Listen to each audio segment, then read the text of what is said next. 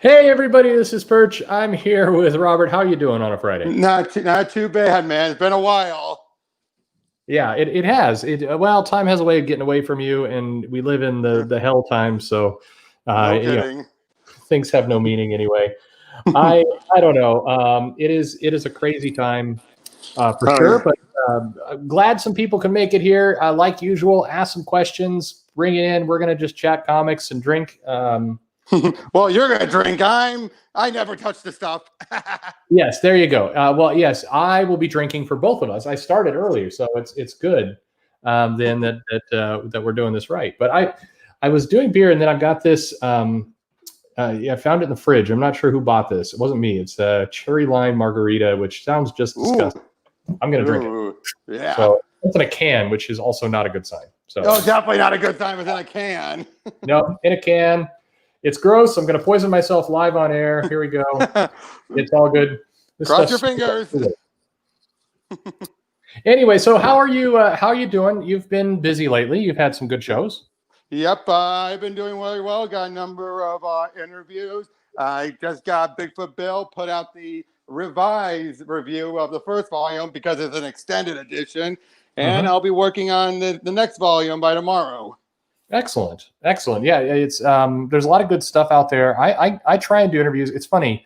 Somebody sent me a mail saying that I need to be more proactive in getting the interviews, which is true. It's on me. I don't know. I keep myself over busy. I've got a very good interview coming up.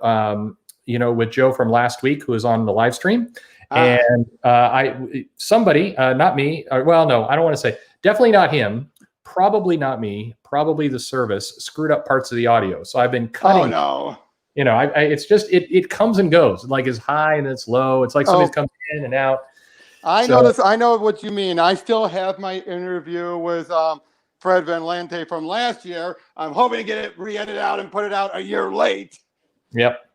I'm going to do it. So it's a pain. I'm halfway through. It's a good hour and a half interview. It's good stuff, and I'm hoping to get that out because mine's a case where he sent me his. He could barely hear me. I had mine. I could barely hear him, so I have to keep on slicing back and forth when the other person talks. So it's, boy, that's a killer that makes you want to put it off. There's a reason why I put it off for almost a year.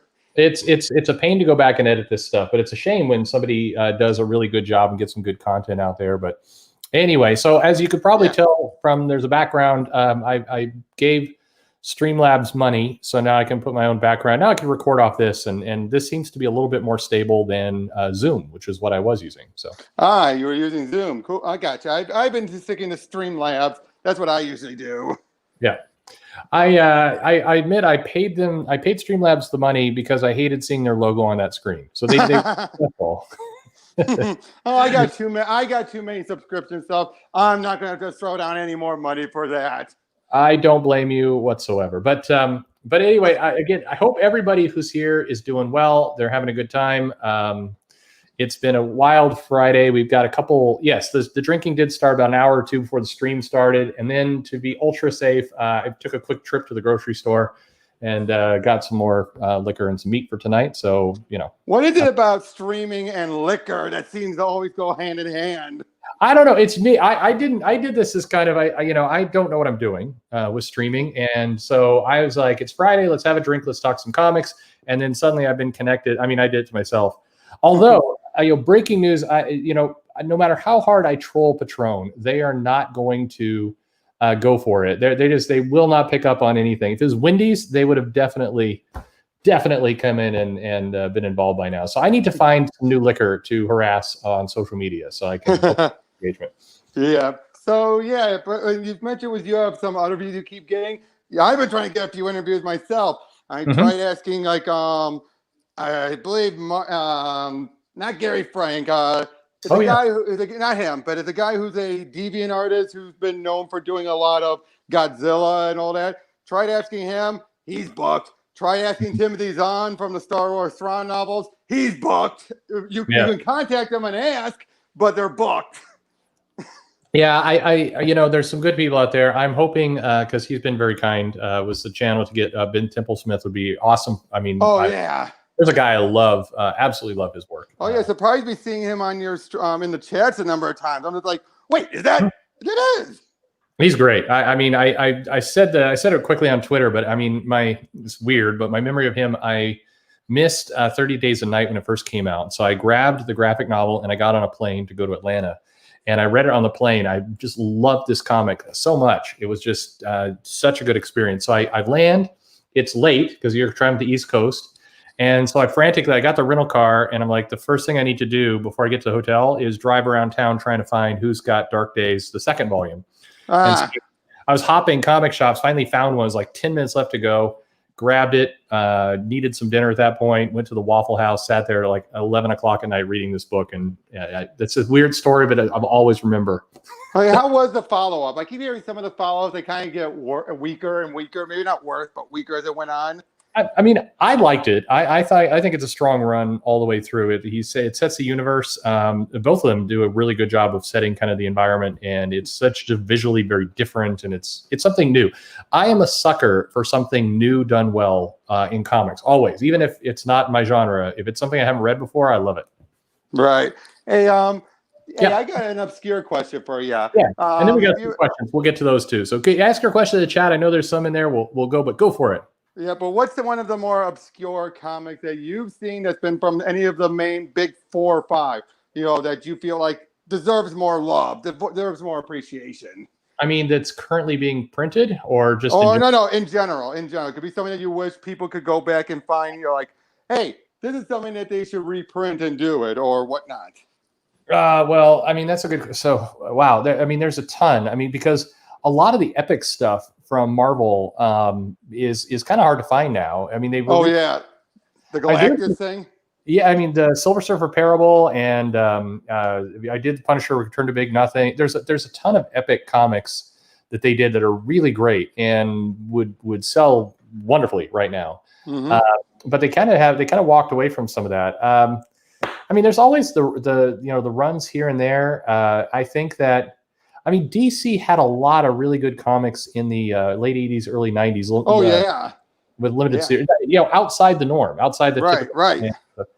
I mean, I think I'm often surprised, and it is getting more pickup now. But we talked about last week. I loved Doom Patrol. I love Shade the Changing Man. Yeah. I have the omnibus. I have that massive monster of an omnibus.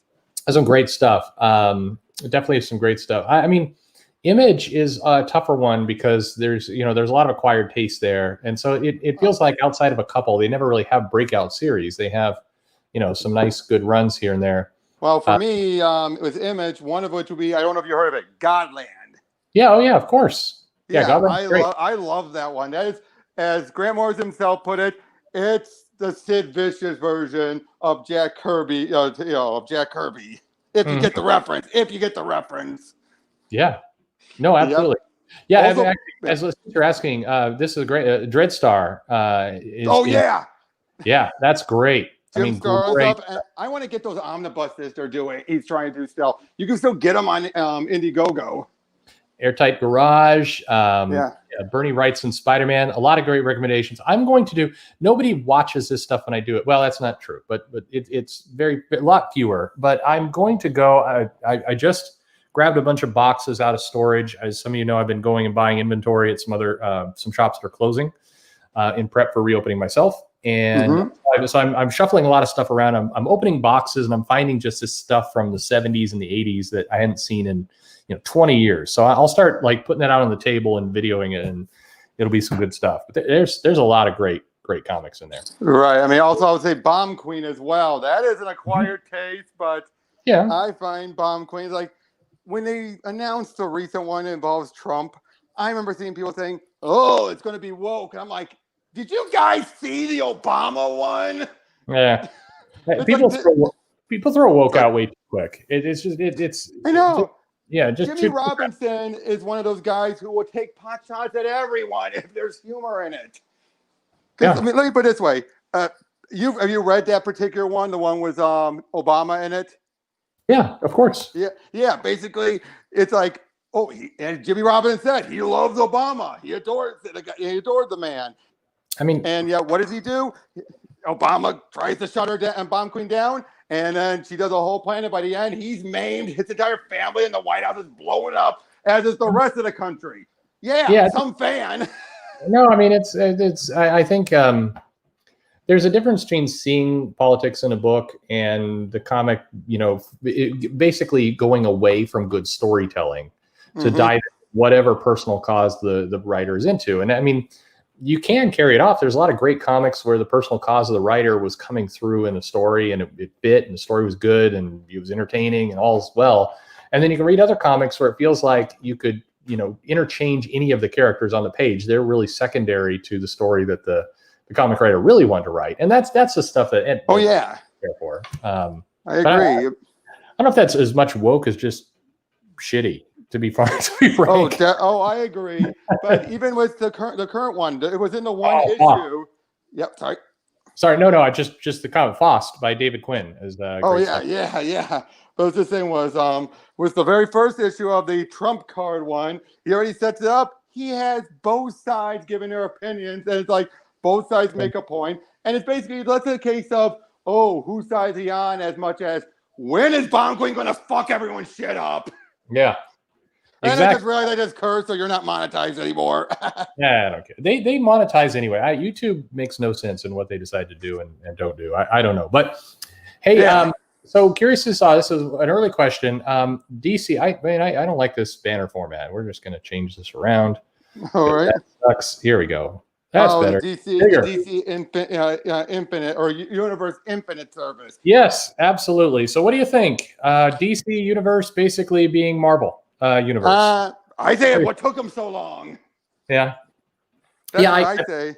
I mean, HBO Max comes out and you've got a whole app and a service there. I mean, it was always kind of weird to me that, well, not weird. I think it makes sense to combine these if you do it well, but they were not doing it well.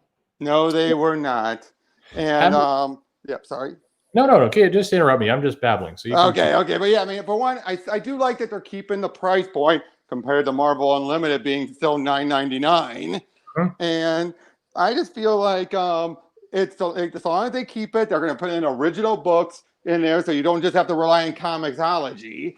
And 6 months instead of a whole year before they put recent books on there. It's not bad. Yeah, no, I mean it's a good price point, and I think if they can get the apps well and that all that stuff downright, I think I mean it's fine. There's got to be some bigger bundle packages, but none of the companies are really ready for that yet.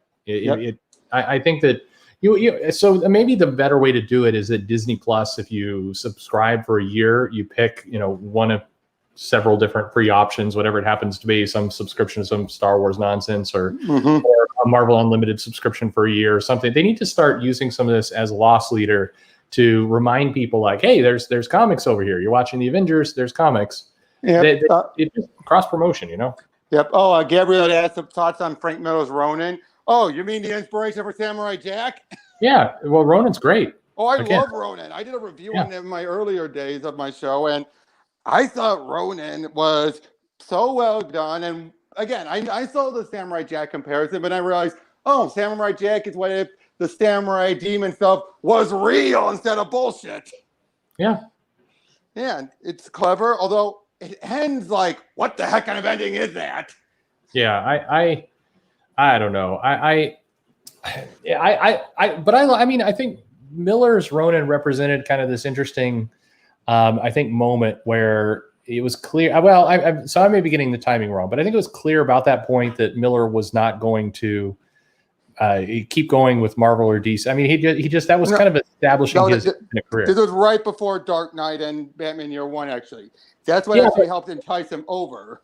But it seemed like that solidified him as being somebody who didn't need DC or Marvel. Oh right. Oh yeah, that's true. But because back in that day, a lot of people really, I mean, it seemed like they were, you're at the indies and you're a very small level, or you were going to join the big two. That was the route, and that right. He was one of the first to do got my teeth going over there, but now I'm going to go off on my own if I want, and we got Sin City. Yeah, and then 300, of course, and To respond to Eric, I would never talk smack about Rodent. I would never talk smack about it. I am praising it. I love it. It's good stuff. I mean, I don't know. I just simply thought the ending was very weird and doesn't make a lick of sense. Yeah, I think that, and by the way, I'm going to throw Ian in here. He wants to join. Sure, why not? I mean, I'm all right. Yeah, the more the merrier. I mean, in 30 minutes, I'm not going to be able to talk straight. So you guys can just carry the whole thing, and I'll just pass out. Hey, I had him on my big fandom stream. So yeah. Awesome. Yeah, I will tell you, for those who are joining late, I found a bottle of this cherry lime Rita. It's a can, and it's a margarita. This is absolutely awful. If you see it in the store and you're tempted for whatever crazy reason, maybe you're already drunk, you don't want this. It is awful. But I'm going to finish it anyway. So, well, one topic I've been wanting to talk with you about for quite a while is this stuff going on with, again, people thinking all these changes going at DC, and then it leads to them being all, oh, it's going to get woke. Oh, next year, DC 2021 is going to be Marvel 2017. And I'm like, guys, really? Well, I mean, I first off, I think, and we'll bring Ian in here, but hey, there's Ian. Hello. Hey, Ian. Hello. All right. Hey, so sorry, to your question, I think what a lot of people are missing about what's DC and the majority of the people that they're talking about coming in, with I think the exception of Mark Waid and Daniel Cherry III, were already there. I mean, they made that active work, but it wasn't new. And Gail's been, because she's coming back as well, but she's just been freelance. So yeah, I mean. Is Simone going back to exclusive though? No. I don't think AT&T is going to do any more exclusives anytime soon. No, I'd be surprised. I disagree. I think they're going to keep Snyder on exclusive at the very least. Some exceptions they might extend it, but I don't think they're going to bring any new ones. I'll go the opposite. I'll make my bet. I think there won't be any exclusive writers like they've had going forward. I think they'll drop all of it. I think that people will get higher level jobs, maybe architects, but then it will be a different role from what they have now. I think they're going to dump it. Yep, because I'll say this. I've seen people bring up, for example, Milestone. I got to say this, and I want to say this on a live stream so people can hear me. Milestone, DC has very little control over Milestone. I think people keep forgetting that. Well, they've always... Yeah. I mean, it's just but a couple things. I mean, first off, the Milestone comic that came out, which as I did the video on, I think was I think my issue is is it going to age well? I think in 5 years, I don't. It's going to be weird. But I think that keep in mind this comic was produced. Comics take a while, like we talked about with Joe last week. Comics take months to put together. So I saw these people like, oh, see, Daniel Cherry's come in and we immediately have this comic. It's like, but the comic didn't get made in 2 weeks. Or are you crazy? No, of course not. It's been in the bank. I mean, if you watch the Milestone panel, Reggie Hudlin said they've been trying to get him for years. So. Oh, yeah. Which, I mean, let's point this out. You had, obviously, way back when, the first Milestone stuff, which accumulated in Worlds Collide. Then things went quiet. Then you started the revival again where they were planning on bringing DC and merging them in, but doing it in a way where they could have, if things go bad, they could have an easy break, split, which they did after McDuffie got kicked off of Justice League. They brought Static Shock a little bit for New 52, but when that bombed, they just pulled it out. Because that's the thing, Milestone could pull out whenever they want. I think people forget that detail. Yeah, I mean, it's comics take a while, so it's like I think that I say wait and see, and people are like, oh, we can't wait and see. We've been burned before, and I get it, but on the other hand, we just don't have data yet. So I don't think 2021 is going to look a whole lot different from 2020 or 2019 or 2018, and I say that mainly because 95% of the same people are there. So yeah. I don't think suddenly 2021 is going to come and they're going to get unleashed more or differently than they already. And I also say this, that whole, whatever that one comic that, was done by that guy who got, chewed out by that Karen and all that, whatever that comic was called. Yeah. I personally think that was done to give people an outlet who want to have an outlet but not put it in the mainstream comics so it doesn't end up like Marvel where it's more political for no reason. Yeah. That's what I personally think that is. And I say this, that the young adult graphic novels, the black labels, any of those that aren't the mainline continuity, put them in there if you must, if you have to. But I mean, because I know people are saying they shouldn't do it at all. Well, but they've been doing it forever. If you ever pay attention to the old Vertigo, they've always been more political. Exactly. Yeah. Exactly. And I agree with that. But that's why I see people say they shouldn't do it at all. They should do crowdfunding, then find out that their politics don't work. It's like, no, guys, you guys are not thinking it through. You're not thinking this like you should. You basically, because I see people, they say they should put Robert Venditti on all the books or these creators. Like, you have a handful of creators. You can't ignore these other creators. They're here to stay whether you want to or not. Sure. And the reality is, I mean, DC is going to fish around and try and find audiences. And I think they're going to continue to do a lot of different things. Some things people like, some things they don't like.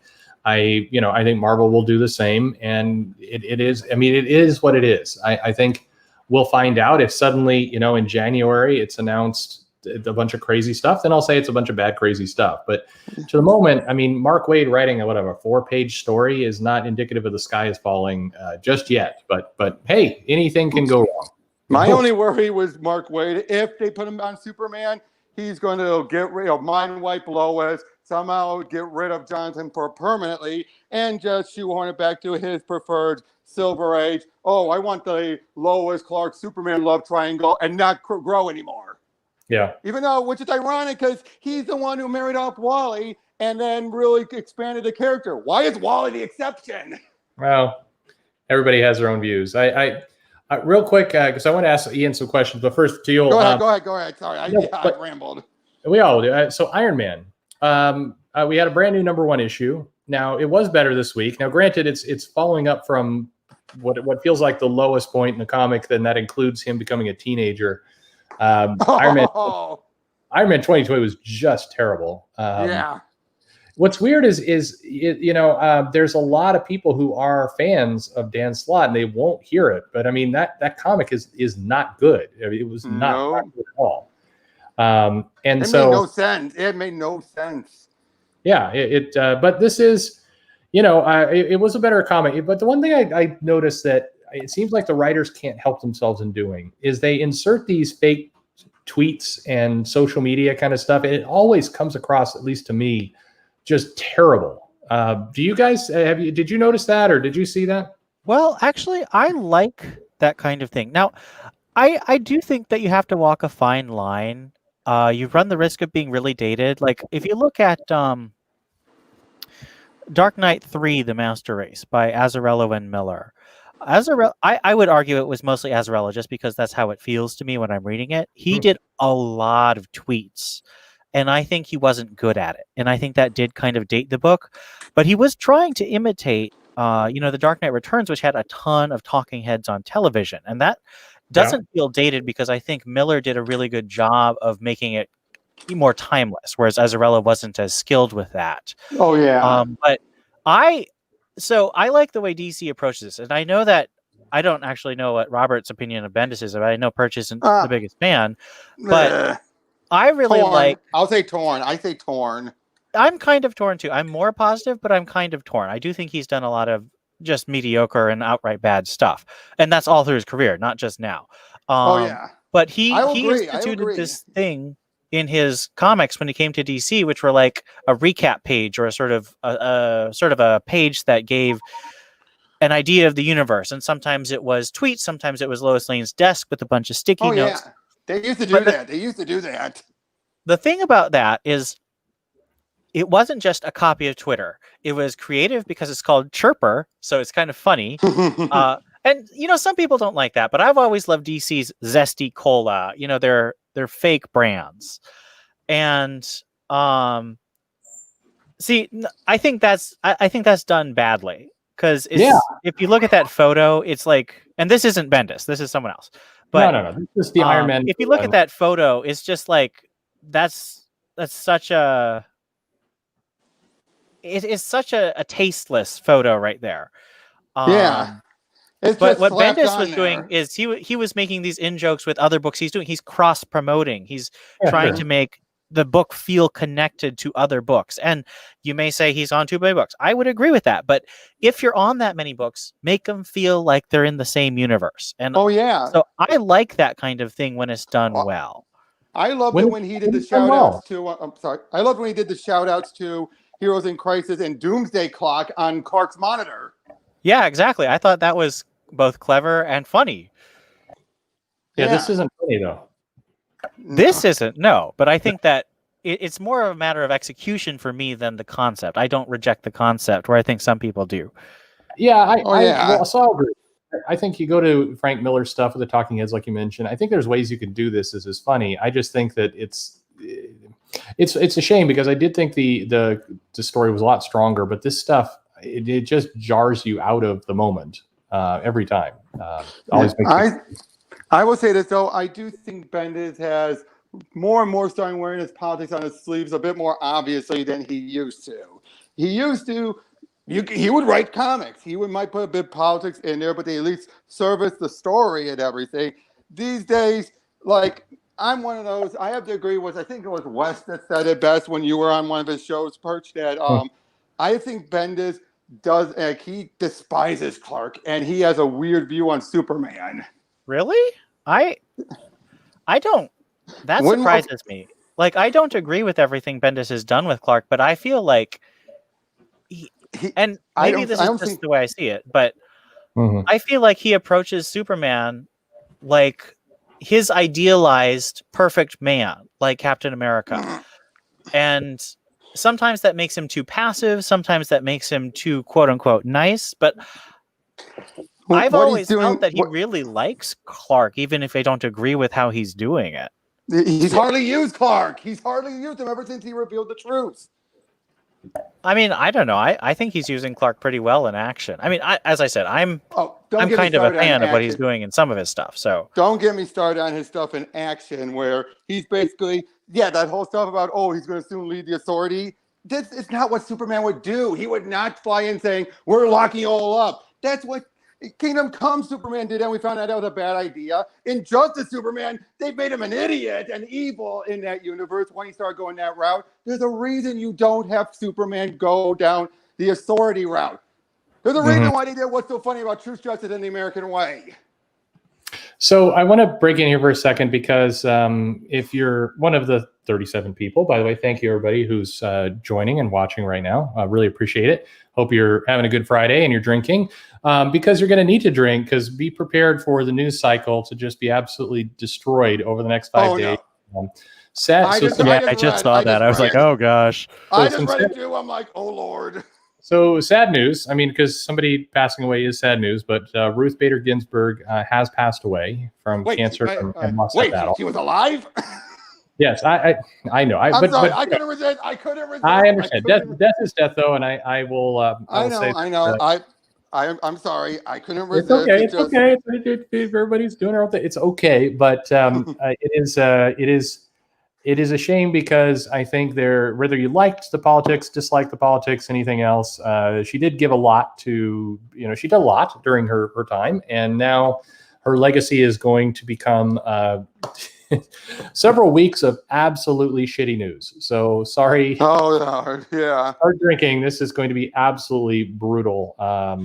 Yikes. Anyway. Yeah, she's going to be a saint, or she's going to be the one person stopping Trump from taking over the country. Things like that. The battle over will they get somebody confirmed before the election? No, not at this point. Not at this point because they already tried. Because they're going to bring. I know the Dems are going to bring up what happened beforehand. Sure. They said Trump should nominate one person before. They're going to pull that out and say, nope, you can't do it till after the election. It's not going to matter. It's just going to be a war. So anyway, be prepared. I say this because to a lot of us, Yule's got it. The amount of absolute nonsense you're about to see on Twitter and Facebook from everyone, including many of your favorite comic people, is going to be just off the charts. So stay sane. Don't get roped into crazy. That's all I can say. I agree. So, on a happier, or well, I don't know about happier note. What's your opinion on the? So there's an article on Newsarama, but it's being put out in a couple places around, is it fair? I mean, it's basically being posed the question this way: is it fair for big publishers and established comic creators or successful comic creators to use Kickstarter and Indiegogo to fund their comics? I say personally, I say yes, because they should be able to have an outlet to do it on their own, build the money. Yes, they're using their clout, but so that's going to guarantee them more of a guaranteed sale. That's true, but they're still going to be telling stories they can't tell at the other publishers. Now, when they're doing stuff like Snyder or even that Berserk comic, where the comics are still being released out in the regular stuff, and you're just getting fancy, schmancy collector's editions or whatnot, special editions, that's where I feel like, really? Are you just trying to line your pockets? But what's wrong with lining our pockets? We're capitalists, after all. Oh, no, that's fine. I'm just simply saying, that's where I can see people having, I won't argue if people have an issue with it. It's what I mean. Well, yep. I don't know. I mean, I think that the way I see people doing Kickstarters is usually, and I don't know if people know this, but I have a lot of criticisms for Snyder, just for a lot of reasons. But one thing I've consistently appreciated and I've tried to be vocal about is he's a man who tries to raise up other writers. He's raised up Tynan, he's raised up Kyle Higgins, he's raised up Marguerite Bennett. He's raising up some people I really wish he wasn't raising up now. Like Mags. Right, but he's a generous person. As definitely. A mentor. I don't think he's a generous writer, but I think he's a generous person and a generous mentor. And I think he's doing the same thing with his Kickstarters. He's willing to work with new people. He's willing to lend his expertise. I think that, and I see this with a lot of people. I see this with Jimmy Palmiotti and Justin Gray, who do a lot of Kickstarters. And I see this on the other side. I see EVS and I see Richard Meyer. They're constantly cross promoting. The cross promoting is fine. And I think that unless you're a proven creator on those platforms, your cross promotion doesn't mean a whole lot. If you're able to provide a product yourself, then your word means a lot more when you say, hey, I'm a successful Kickstarter, even though I'm also, New York Times bestselling author. So I will say that this person who's my friend, I will lend them my expertise and I'll give them advice and I'll promote them. I think that's good. So I can understand the people who criticize it, but I think those people are thinking in terms of things like equality of outcome, and I just think that's nonsense.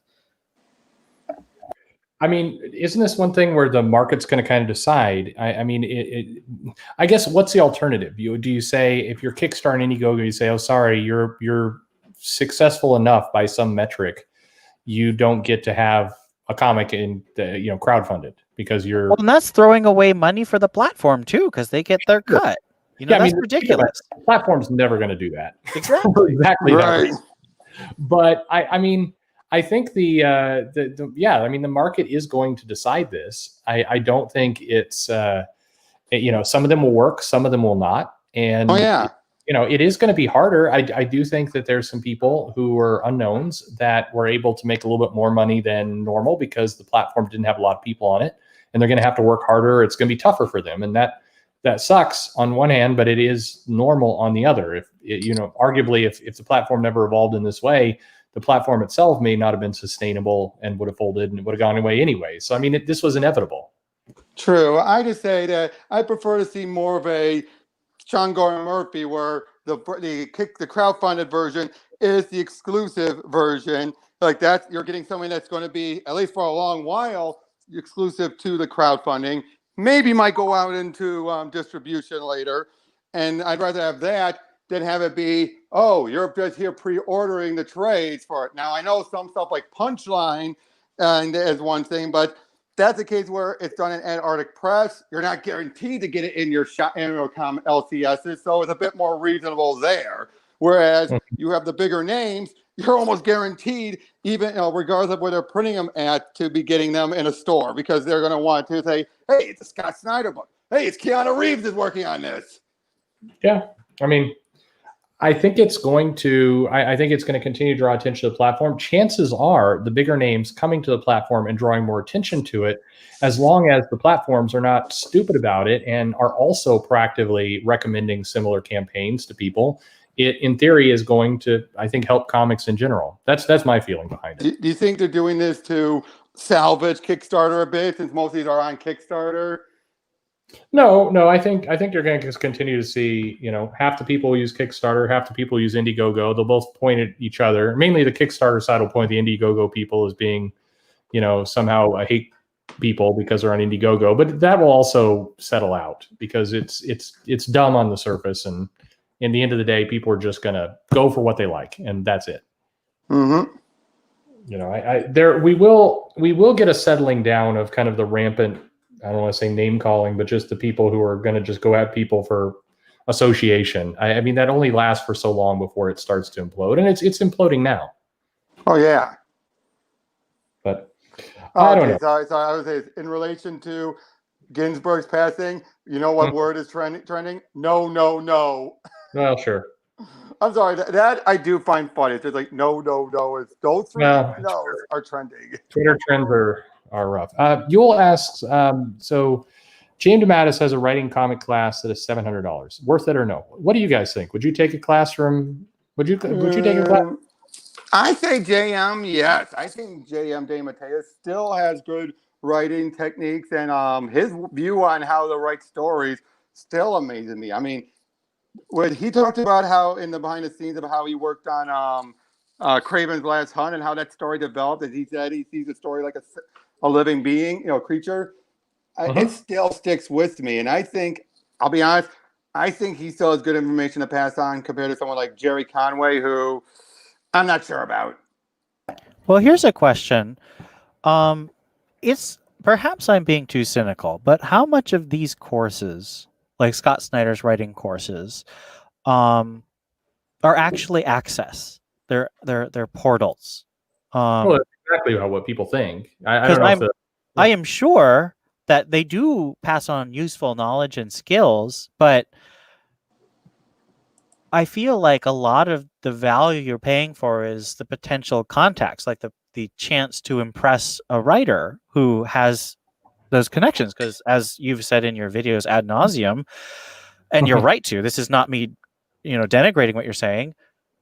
Comics is a small industry that functions on a handshake, and that's sometimes pleasant, and a lot of times it's really not. But it's true.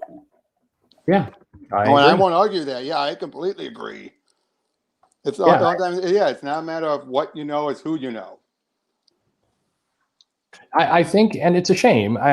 So I don't know if DeMatteis or some of these other people are viewing it that way, like they're providing access. I mean, maybe a cynical part of themselves realizes that, but I think a lot of people who take the classes think that.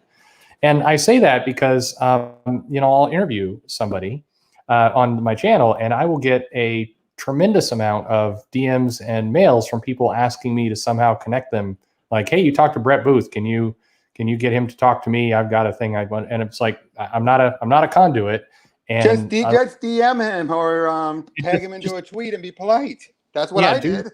Do something and go nuts. But if that's happening to me, who's a nobody in all things considered, you got to imagine that, that's terrible. And I've heard from a lot of creators who, the amount of incoming kind of fuss is a mess. And I think that's how it happens to go.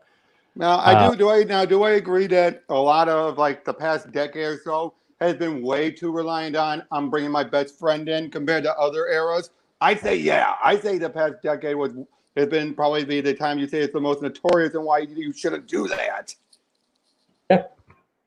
I think it needs to change by far. I think it's not healthy for the industry to be this small and this insular, and it's gotten worse over the last years or so. I mean, that network is pretty small, and it needs to expand. But it does.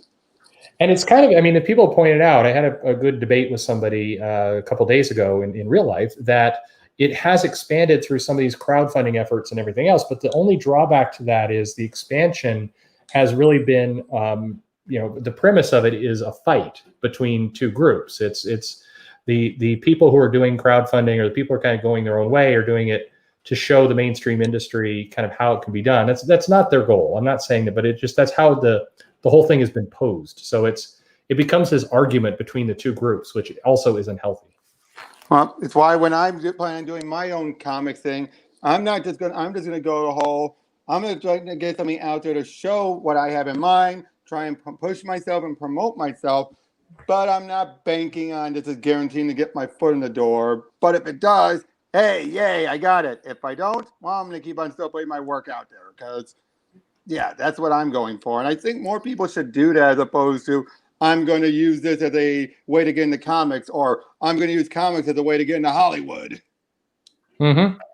Well, Yeah, I mean, unfortunately, the way that I'm seeing, at least Marvel, I don't actually see this in DC. DC tends to go towards low-level TV writers these days for its new blood, and I think unfortunately that's not working out super well.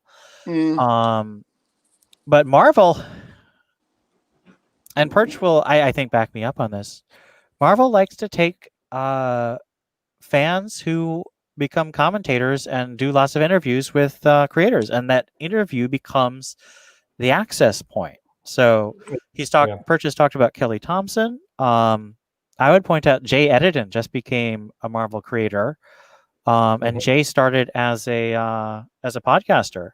And I think now I would say, sorry to interrupt. I was just say, I'd say though that there is a downside with that though, because look at how many other people have come on who have been some of their bigger, the more notorious names were people who had their names doing stuff like podcasting or working on these comic book related. Well, I'm not saying this is good. I'm just saying this is how Marvel is obviously functioning. I don't think it's good, but I think that is the way they're doing it.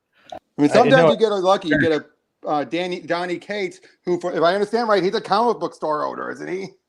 No, I mean, he came from Bleeding Cool. He did some articles over there. I mean, I actually I know Perch doesn't really like her, but I like Kelly Thompson. I think she's kind of writing down to her skills, but I think she's got a lot of skills. But I don't think that's the way we should be hiring people. No, and it does. This is a good comment. I mean, it's a problem because if you're a commentator, and this is where comics are funny, because if you criticize comics, there's some video coming up where I talk about this. I watched this fairly young, I think, black woman get called, Comicsgate hate mob because she's saying, the price point of the comics is too high for me. I can't take it. And then she's tagging in Marvel and a bunch of other people. I don't know why you do that. That's just asking for trouble. But still, clearly not. I mean, that's not unfair criticism. That the costs are high. That's not unfair at all. And yet the industry has kind of made it to the point. I think this comment by Flarb, need to drink more, is accurate. It's like, if you're hiring a talent pool that is coming out of reviews and interviews and, being, praising, basically kind of, to put it another way, sucking up to get into the industry, it creates a cycle where you just have no skin at all for any kind of negativity. And some of that negativity is valid. It shouldn't trigger this kind of angry reaction it does. That's very true. You are right.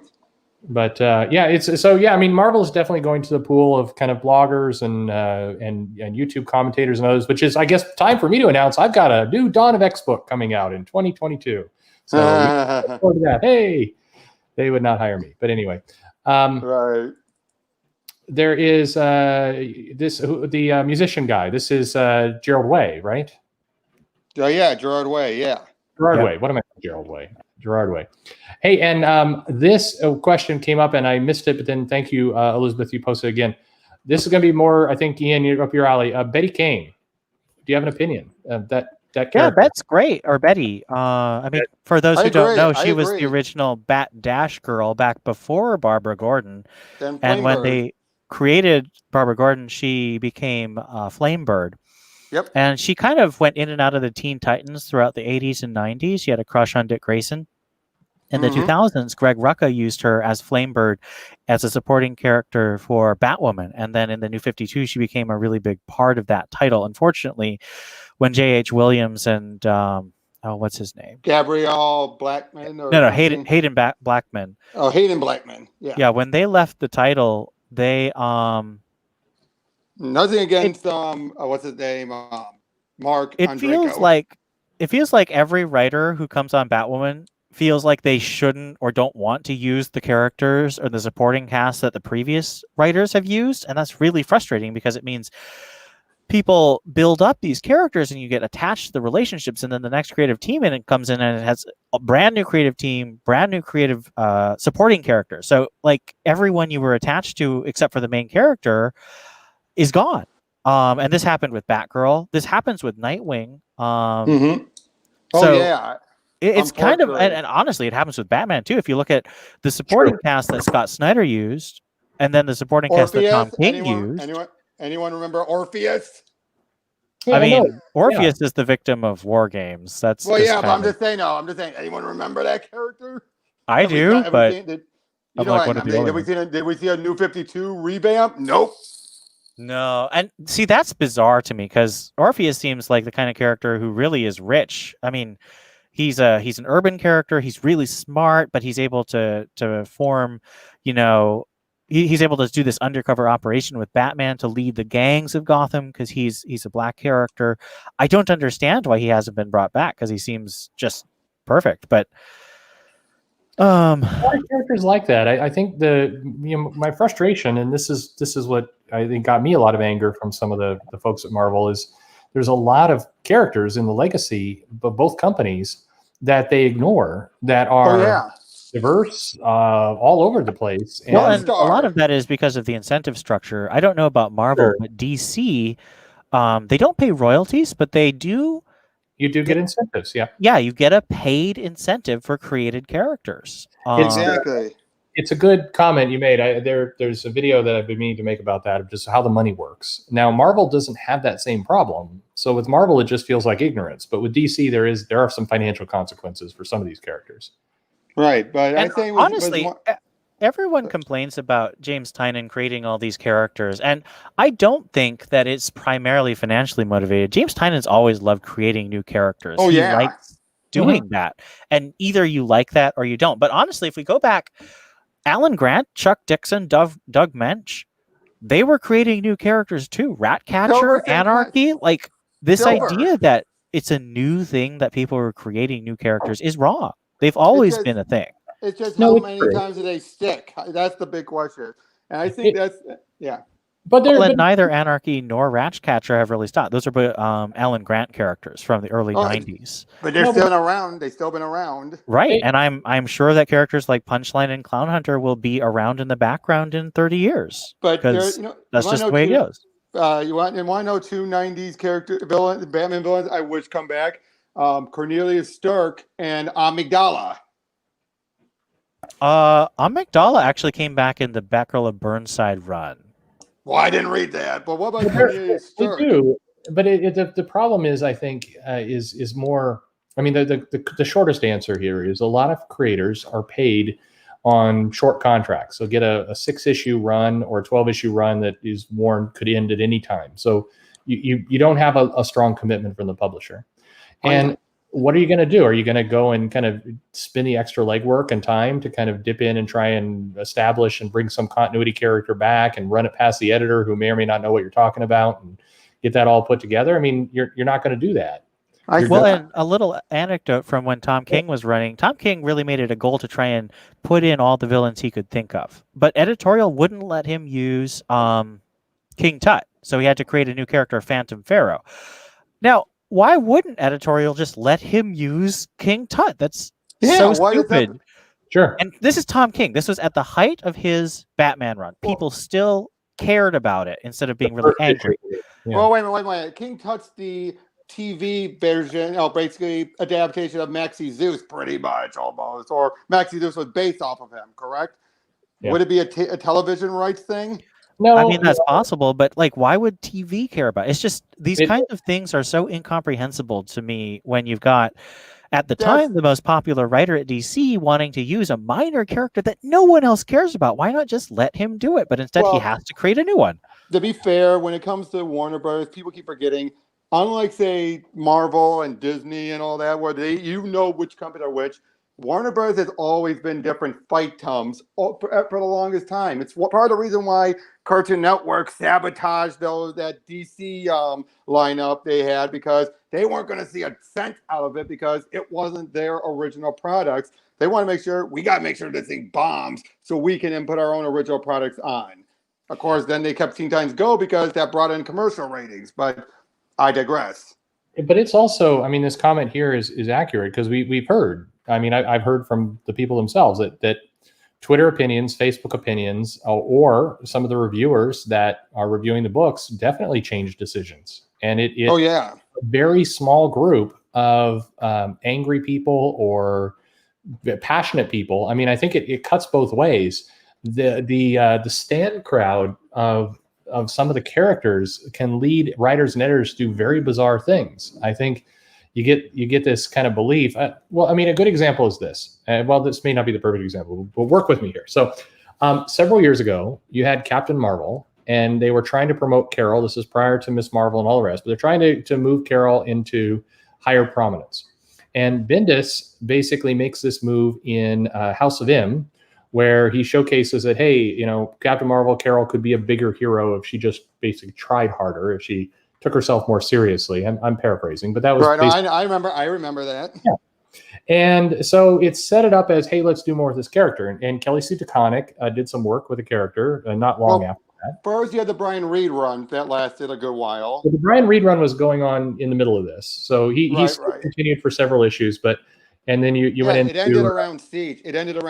I think. Yeah, you had Dark Reign, and then Siege ended, and then ended that run, and then Kelly Sue DeConnick came on, and they really did a big push, almost a marketing push, on the internet about the Carol Corps and kind of all this stuff, where the perception became, hey, this character is huge. It's got a whole Carol Corps going on, and it's this big group of fans, and look at these fan sites, and people are posting stuff, and the Mary Sue's posting little articles about how amazing it is. But the reality was, and you had cosplayers on shows showing up and everything, but the sales still weren't there. So it felt like Marvel then jumped the gun a bit and moved to, hey, the character is really popular, and they started writing and pushing her as if she'd already done kind of step 2, 3, and 4 to build up the character. I think if they would have organically just kind of built the character and put in the work, I think the character probably would have gone over. But instead, it took from a very small group that was overly passionate about it, took that as kind of the masses. And then Disney and Marvel found themselves in a position where they almost had to convince people that she was a big deal. Now, the movie made a lot of money, and it's getting there, but it's been a way bumpier road than I think it needed to be.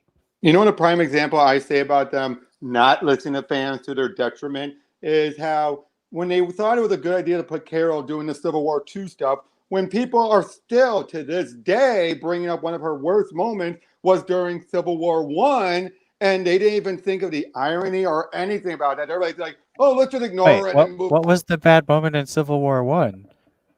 If I recall right, her going after Spider-Woman and basically going way too far. Wait, do you mean Skrull Woman? No. The Julie Carpenter. The Julie Carpenter Spider-Woman. Oh, Julia. Yes, that's right. That must have been like a way obscure tie-in that I didn't read. That was. But that is still something people bring up, though. That is still a moment people bring up. Because I think whether the popularity is there or not, in any character, and I mean, I think this is just human nature, if you tell people, hey, you're going to love this character is popular, you really need to get on this. If you push it like that, people kind of have this, some people have a natural tendency to want to do the opposite. It's just, if you're told you've got to love this, it's like the reaction when why should we? Yeah, I mean, when the NFL goes all over Tom Brady, it's like you're going to get a group of people who just want to hate him, even though they have no real feeling one way or another, because they don't want to be told what to like. Right. I agree. And to go back to Elizabeth's question, and Tom Brady. We have these characters, and I don't hate all of them. We have characters like Duke Thomas and Harper Row, even Luke Fox. When they have characters like Orpheus and Betty Kane and, characters with real history who do fill gaps that aren't being filled right now, who could be used. And I say this as I feel like the only person who loves Luke Fox. I enjoy Luke Fox. I okay. So one of the three. Luke Fox is fine. I mean, Luke Fox can be written well and shitty. It's a Well, yes. Unfortunately, I would say this: Luke Fox is one of those characters where you need other writers to take up the slack. Otherwise, because so much of it's been tied to Snyder, or you still do have a few other writers working, but you run the risk of falling through the wayside. Whereas someone like Damian, for example, Damian took off, but then again, that could be a case where you had no choice but to keep him around until people eventually liked him. But there are Well, other Damien's cases a where really tricky case, and I think that I'm he's a talking about case the of a early. I'm talking character. about the early days. I'm talking about his early days. Where, No, I know. I think Damien's a case where if Grant Morrison had his way, Damien wouldn't be around anymore because he he'd be wanted him dead. to stay dead. But Mhm. it overlapped the New 52, so he was a launch character, and that gave him such a huge bump of fandom that he had to stick around. And Tomasi's run as well is probably one of the bigger reasons to help. Well, that's what I'm saying. He was a launch character on that title. Everyone knows that I'm not a Tomasi fan, but I do think that he put in a lot of work. What's wrong with Tomasi? I think that his writing tends to fall into cliches and moral compromises that I don't think are very compelling. And I think over the last 3 years, he's been very, very lazy. Well, I think that's less laziness and more out of probably being a bit despaired a bit, given how he's been pushed down. And I do think he's on DC's #2 Batman book. He's currently, yeah, and I've been enjoying that book. I have not. All right, what did you think about the Mr. Freeze stuff? I thought it was a better thing. Like the ending of that arc was much better than I was afraid it was going to be. It didn't reset. It actually progressed the character situation, but he's not saying anything very interesting about the characters. I don't think he's going for that. I don't think he's going in for that. I think he just wants to tell good, fun adventures. And if he tells something about it, that's fine. If he's not, he's still doing some good stories. And I think that's all that matters. Sometimes I feel like he's in a rut because he's used plots that revolve around cults like 5 times in a year. It's kind of ridiculous. True. And I would say that I did like how he finally resolved the Two-Face situation, given how last time he wrote it. Actually, yeah, I would say the Two-Face one was one of the better stories he's done. That was a cool twist ending. I thought you were trying to say something, but we kept cutting you off. Well, no. So what about this question here? Because I think it fits into this conversation. So what about a character like Miles Morales? So I think there's a major difference between Miles and Carol, and it's this. So first off, I think Miles was not shoved down our throats we're close to the same level. Now it came later, but Miles by that point had a good number of titles under the belt. The rollout was never, this is the better Spider-Man. Some fans hell no. There's a reason why people keep saying that you need Peter to die for Miles to come about. They're not saying, you could have Miles without Peter. No, you need Peter. The publisher never did that. Marvel never said, hey, this is the real Spider-Man. Marvel's approach with Captain Marvel for a while was, this character is the most popular character in the Marvel Universe. Now, that was a storyline that they were kind of pushing, but it fed into that, almost daring fans to dislike it. And then on top of that, you had kind of people taking a few, 100,000, whatever it is, but certainly not a majority of stands, and get really, pardon the expression, but really horny over the fact that you got this small group of people that really love the character, but it was not the masses. With Miles, it felt like it felt a lot more organic. I think this Miles where Marvel did the marketing right. I would say Kamala Khan initially was, because I'd agree. I totally agree. Kamala Khan. Kamala Khan also really got derailed by Civil War II, and I still don't think she's recovered. Oh no, and I'll be honest, I think Wilson would agree with that. From what I understood, Wilson knew she had a short time, couple of years before Marvel of editorial freedom, and I think she knew once editorial got involved, going downhill. And this comment too, Riri Williams. So here's an example where Riri came out.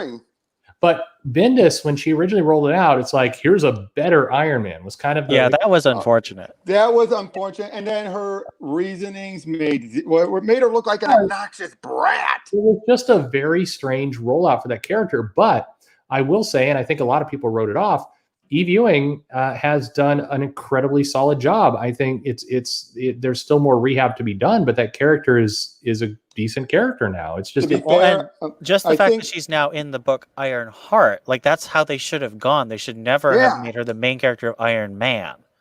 And I say this. I think what also helped, at least for some of her detractors, was that beating she got from Thanos. I think it helped to show some weakness. I think it added complexity to the character, but I think it was how much of a curb stomp it was. Is why people felt like finally she's been taken down a peg. Maybe we can finally start to look into it a bit more. Well, it makes her an underdog rather than the person who wins without a struggle. Yeah, which is what she was. I think that the Brian Reed Carol comic was taking a long time to get there, but I think it was on a track where that character would have been quite solid. And then it felt like, again, Marvel read too much into a small group. So that original comment from quite a ways ago was I think Marvel and DC editors, writers, they will take things on social media and a very small input as gospel, and then they'll make decisions based off of it that are not well thought out. And I think just to interrupt, Perch, you have a friend who loves Monica Rambeau in the chat, so you should definitely. Monica Rambeau is awesome. I mean, that's Dominic. Yeah, I feel bad for that character because the character is now like this unwanted character in Marvel. It's like they'll bring her up, but it's like, but that's so stupid. She's great. Yes. Now, some might argue that Stern made her a bit of a Sue herself back then, but what are you gonna do? I mean, I have no problem with characters, being overpowered and all the rest, because Monica also showed humility with her family. She had a very kind of awkward relationship with her parents that was played out in the comics, and she was unsure of herself as a leader, and it built up the character. And I think, like, I mean, it's seizing defeat from the jaws of victory, and they do it all the time. It's crazy. Mm-hmm. Oh, definitely, and shoot, I had another point and I just lost it. Well, it's so let me do this. So this panel I shared on Twitter, and I got a few people interested. Oh, is it the Sharon panel? Yeah, of course. Oh my god. Oh Lord. So what do you do with this? Goodness. I mean, is this asking for mockery? Because I mean, some people. Yes. I want to say for the record that I post this stuff because it's silly.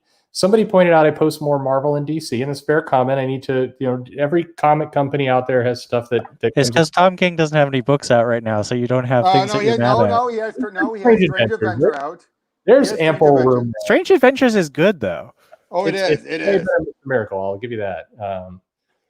But I mean, it's just silly, but it is. What were they thinking with this? So this is. I have no clue. This doesn't even sound like Coates to me. This is such a weird thing.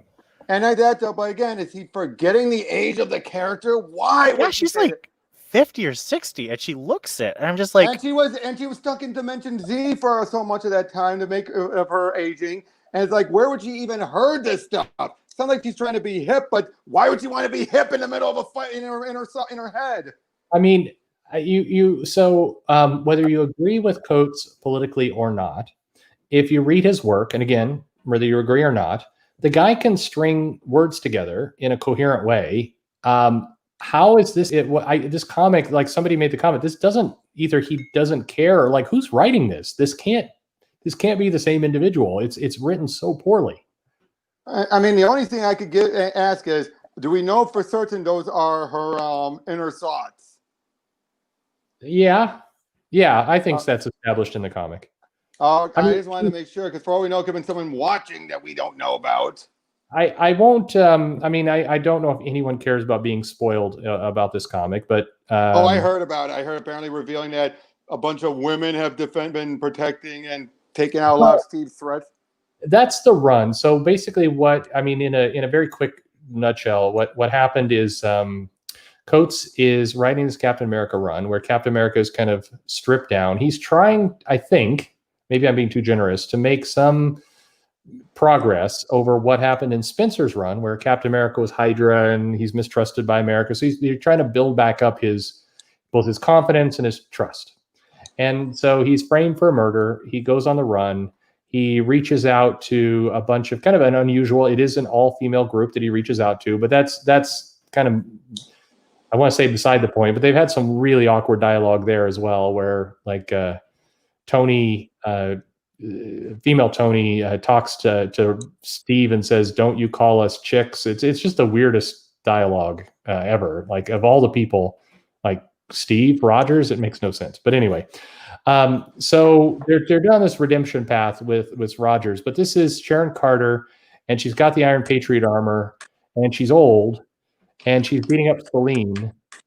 And what's all the more frustrating with this issue has a line where, again, spoilers, they do capture Celine, and Celine's killed a bunch of humans. So they're telling Celine, hey, the Quiet Council at Krakoa has some words with you, which basically means Celine's going off into the pit of death that Sabretooth went to. But the same exact week, Celine shows up in Excalibur with Apocalypse, where she's buddy and no punishment, and she's just hanging out. And so, I mean, just every aspect of this, no matter how you cut this, I went into way more time than anyone in the chat cares, but it's just weird as hell. Oh yeah, I'm not going to argue that. What else can be said? I mean, this is why would you do this? You want to know something? I mean, the thing for me is that Coates is usually, I mean, I do not agree with Coates, but Coates is usually a sober and relatively thoughtful writer. This is not thoughtful. No, it's I can't tell if he's just working off his contract or like is somebody else writing it. I mean, it just makes it bears no resemblance to the other stuff he writes, whether you like it or not. So it's just weird. I think part of me thinks it is him using the character and basically saying what he wants, and he doesn't give a damn about the character. I just can't picture Coates wanting to say Yas Queen over and over again. Yep. Is that what he wants to say? I mean, maybe. It's funny you were mentioning about the continuity errors. You know what I just read that got me chuckling so much from my Onslaught Omnibus? Yes, I have that. Mm-hmm. There was a point in there where you see one issue of and the end of one issue, Jean and Juggernaut are running off into a room, and in the next issue, Jean is, instead of in her normal outfit, she's in a civvies outfit. And it says, hey, if you can explain how she changed it into this outfit between issues, you'll get a no prize. It's like, even they admit, we done screwed up. We didn't have time to fix it. You guys come up with an explanation. And I just like, at least they're honest. Yeah. Yeah. Well, so something else that came out this week that was tucked away in the anniversary issue of Doom. So this little bit, this is in Detective Comics. There's a video earlier this afternoon about Future State. We now know Future State's happening in January and February. And I've heard, I know the ad says January, February, but I've also heard it carries over to March. We'll see. I hear like a different sub-series, like Generation something else.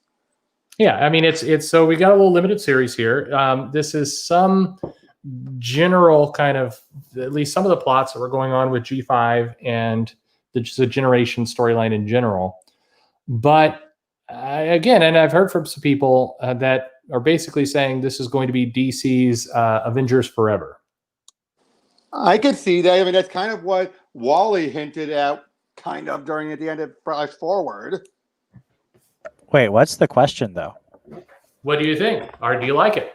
Would you be interested in a DC Heroes Throughout Time displaced team doing something? I would. I'd love it. I mean, Venditti and Jurgen seem to be the lead writers for it right now, and that's a solid team. I'm not a time travel guy myself, but that team, I mean, the way Venditti handled sort of time travel or time slips in Hawkman, it worked for me. So I'm willing to try it, but I'm not like thrilled.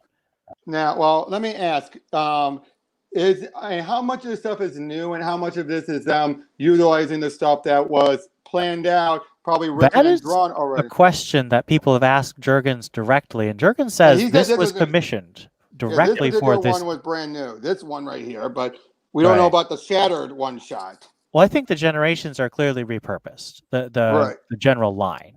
Yep. And I think this was done to lead in because they didn't have whatever original lead in they had. So they thought, okay, let's do this. Yeah, I mean, I think that DC to me feels like a company that's trying to figure out what takes. I think it believes that Batman in general as a concept is marketable, sellable, and safe. So keep doing that. And then it feels like it's kind of fishing around and trying to figure out what to do, what's going to get mass market appeal. And I don't think they know yet, but I think they're going to try a lot of everything and see what gets picked up. And to be fair, they've tried both a classic take on Superman and a brand new take on Superman, both within the Rebirth line. I would say that Tomasi and Jerkins tried a classic take with, the Super Family with the addition of John, but that didn't really change a whole lot. And then Bendis tried. See, I'm not convinced it did. I don't think sales really reflect that it was that great. Wait, Perch, how were the sales during the Rebirth era?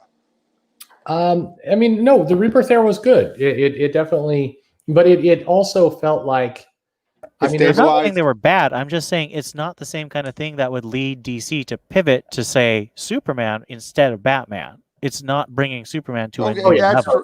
Definitely not. No, I mean, it was definitely that's true. Batman was still running the show there, and I mean, Rebirth, as I mean, a lot of the people online who commented on liked it a lot, but in terms of sales, I mean, it wasn't New 52 level when it first came out. Sales, forget that the New 52 for the first year was dominant. I mean, absolutely dominant, and it did very well. I mean, compared to the other stuff that was coming out, it was handily beating Marvel for a year. And so Rebirth did well for sales, but it was clear it wasn't going to have the same kind of staying power, and unless they did some other things. And I think then you got into, Johns was kind of coming in, coming out, had other, irons in the fire. Didio wanted to kind of pivot back to what he was doing with New 52. I mean, you had a bit of an internal war that I think you could see in the comics. Oh, yeah. But I would say this. I think in the case of Bendis, I think they were relying a bit too much on his name to be like he could put whatever story out. His name's going to get all the views, because why else would they let him do all the stuff he did? Well, I mean, Bendis is a good marketer for himself, and that's not an insult. Oh, yeah. Here's another thing. I'm not arguing that. I don't agree with a lot of the choices Bendis made in the beginning, but if you look, there is a structure to what he's done. People hate that he aged up John, but he aged up John so he could reveal Clark's identity without endangering a 10-year-old and put him on the Legion. You may not like the fact that he's revealing his identity or putting him on the Legion, but it's a structure. It's clearly something he pitched at the beginning of his run, and it shows he had a plan. Mm-hmm. Editors like people who have plans. So, and I won't argue that, but I would say this: I won't even be mad about John being on the Legion. It's the way he did it. Basically, it would be I'm not saying the execution was at all well done, but I think you can see there was structure. Oh, and I'm not going to argue there was structure, but the execution has been. I would say this: a lot of Bendis' ideas have not been bad. It's the executions that have been horrid. And I would say that the John going on the Legion was one of the worst because of the fact that you had to be. He makes a suggestion. Why don't we make an intergalactic United Nations? And then basically Legion show up saying, it's because of you, even though his dad's the one who gathered everyone together. Saying, it's because of you, John, that you did it. You're the greatest. We don't care about your old man because you're the true Superman. When the only did was make a suggestion. Bendis, believe it or not, folks, I'm the one who's been drinking. No, I'm just kidding there, Robert. I'm sorry. That just ticks me off. I'm sorry. I adore the Legion and Superman, and that was basically dumping on both of them at once. For those of you keeping at home, I want to just reiterate that this cherry lime Rita is terrible, and I am going to be regretting it the rest of the night. It does not sit well. Back to drinking Corona, it was way better. Anyway, yeah, I mean, it is. I think with Bendis, one of the problems is he's gotten to be bigger as a writer. He's more of a celebrity, and he doesn't need to. People can't tell him what to do anymore. And I think Bendis needs an editor. He needs somebody who's going to come in and say, no, we're not going to let you do that. No, you're going to have to structure the story this way. No, you can't upend everything on day one. I think Bendis, when he's been successful at the big two, has had an editor that stood up to him and they came up with something good. But Bendis today calls his own shots. The editor is there. Oh, yeah.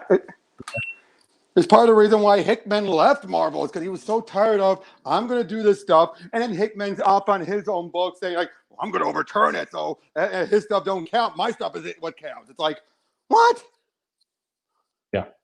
Yeah, I think that's his problem. I think that Bendis had a lot of success. Now, again, different people, we've got here Ash is saying all, universally terrible. But Bendis was a bankable seller when he was at Marvel. His structure around, picking up threads from prior to Civil War and what he did after, going into Secret Invasion, Dark Reign, and all that period in Marvel was very strong financially. It put the Avengers on the map, and it really helped. But he had a very strong editor there, and they were guiding him. And I think, but even then, it wasn't perfect. Look what he did to Wanda. No. It wasn't perfect by any stretch of the imagination, but there was a plan, and it was tempered against kind of how the company wanted to manage their line in general. And at DC, it does not feel like there's that person who goes, "Hey, great big overall plan, but we're going to do it this way." That person does not exist. It doesn't help that DC's editorial line is very both unstable and especially before DDO left, very micromanagey. So they have a really bad habit of both letting big name writers do stuff that's not great, but also telling both big and small name writers to do bad things. So I'm going to point out, and this is spoilers for last year's comics, Alfred Pennyworth is dead. This is not something that Tom King wanted to do. Oh, no. Editorial told him to do it, and it made his story worse. And that though, having Thomas Wayne being the main villain, he wanted it to be Bane all the way, but it was the Dio who apparently said, "Oh no, I think it should be Thomas Wayne that should be the main villain." Yeah, I mean, so editorial both is, especially under Dio, very micromanagey, but also, they don't step in when they should. So they're the exact opposite of what editorial should be. Now, what I will say now is that James Tynion over on Batman, he had a little rough start, especially since he was inheriting a bunch of writers who weren't paying attention to each other. Mm-hmm. But if you look, he's brought in Ram V, who's one of his buddies, and has been working on titles with him. And he's working well with Jurgens on Nightwing, and he's trying to work with Tomasi on Detective. And there is a sense of cohesion in the Batline again. And I think that's down to Tynion, who is a team player. I don't think it's Ben Abernathy, because I don't think Ben Abernathy is that great. I think he's helping, but I think it's really because Tynion is a team player, and you see that coming together. Tynion is. I think there's a bunch of little comments in here. By the way, real quick, so on this, the Jane Foster as Thor was Jason Aaron, actually, not Bendis, that did that. And I'll say the unpopular opinion here because this has gotten panned. I can say this from the person in the shop. Jane Foster as Thor, for the majority of that run, sold better than the previous storylines with, whatever, Thor as Thor. It was Jane Foster Thor was not a sales failure. I just want to throw that out there. The numbers prove it. I still say Jane Foster's Thor.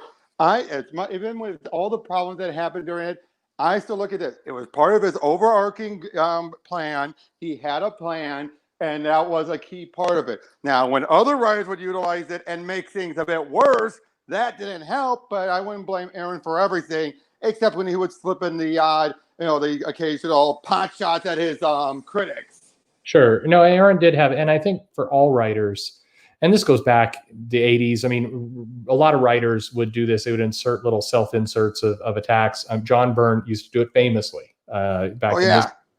And that was always the eye-rolling groan part for me. I never have liked it. No matter who the person they're going after, I always feel like it dates the comic and is lame. Oh, agreed. The problem I had with Aaron's Thor run was it all led up to War of the Realms, which I thought was just a dud, personally. Oh, yeah, it's one of those cases where, much like Tom King's run leading up to City of Bane, you think like, okay, let's see how it goes in. Wait, that's all?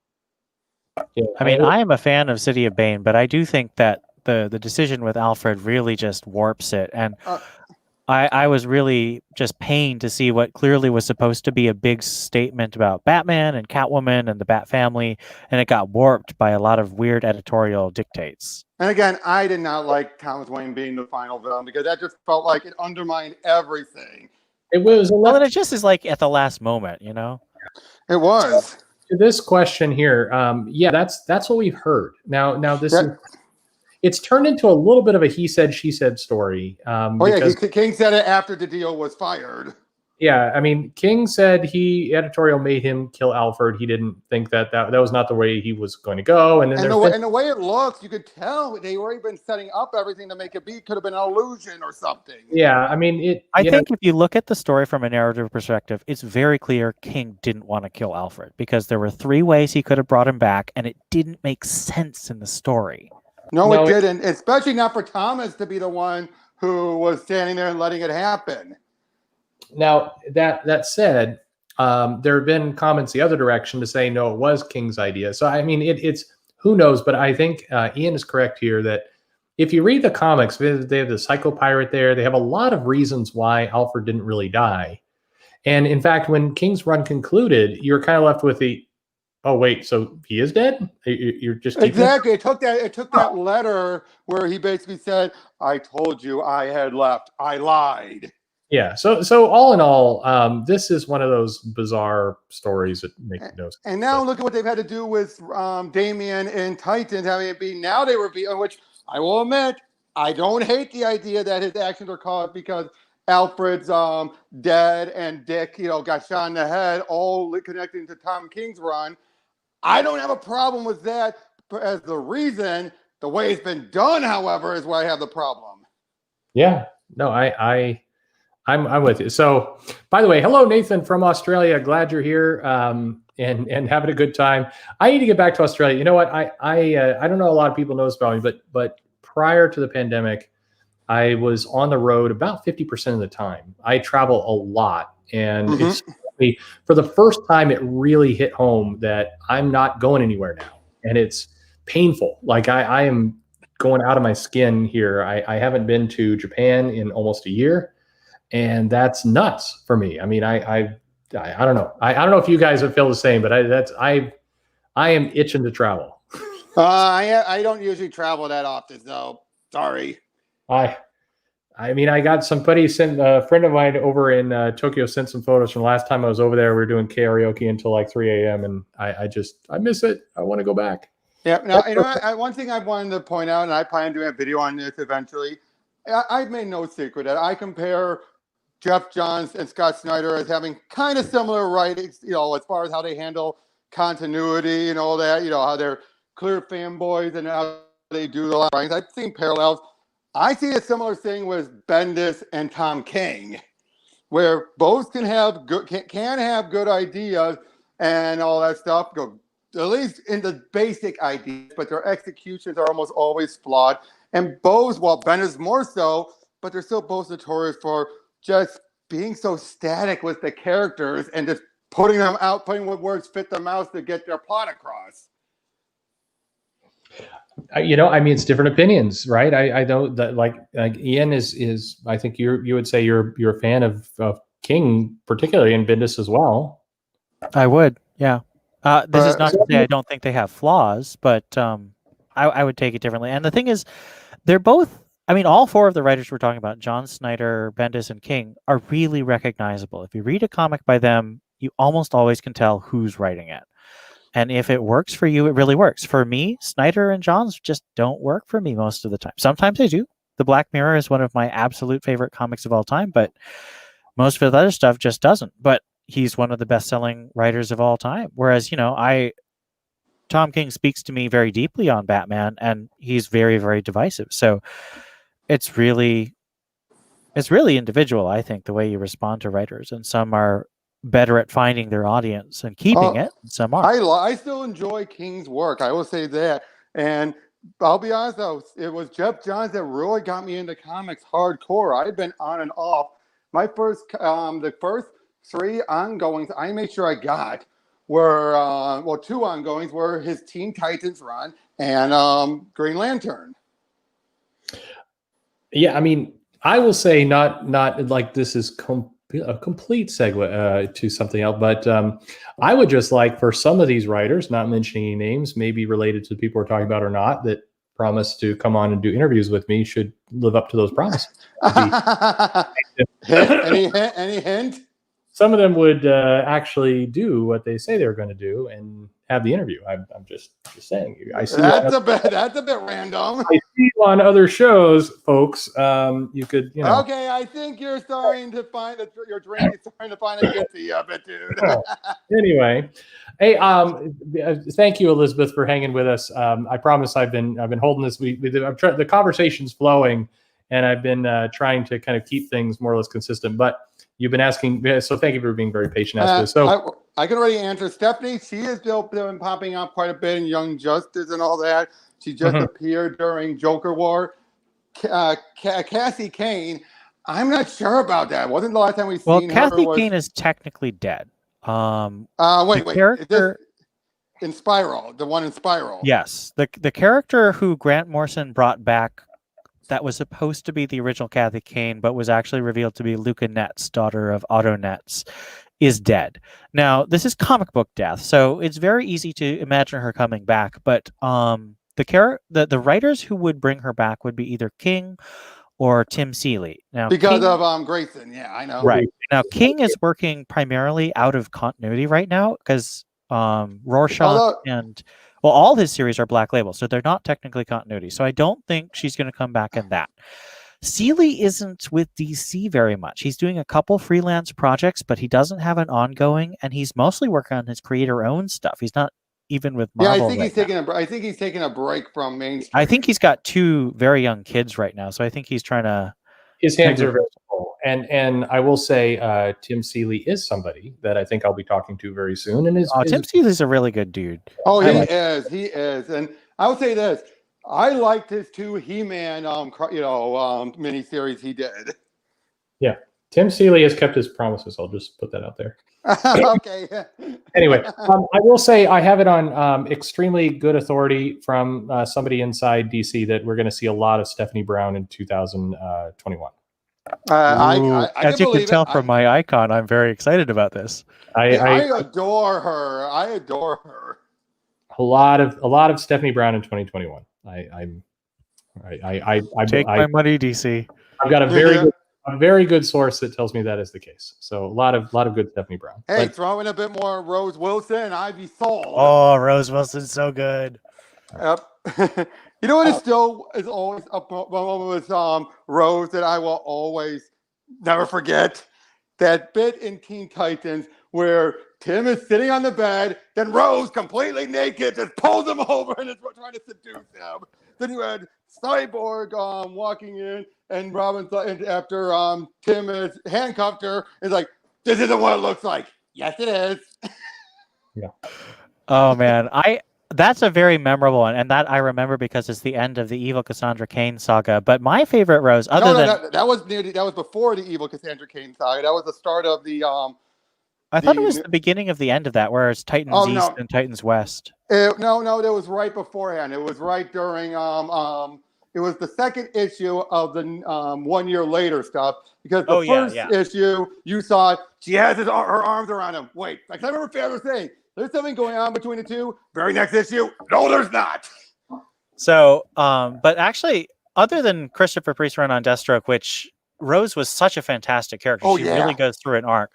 But Sean McKeever did a series of backups, and it's really hard to find nowadays. Oh, I have the trade with those still. I could still find the trades. But that's just a really fun story of her really, struggling with her impulses for destruction and also her impulses to want to do good. And I love Rose Wilson. I think more writers should use that ambiguity.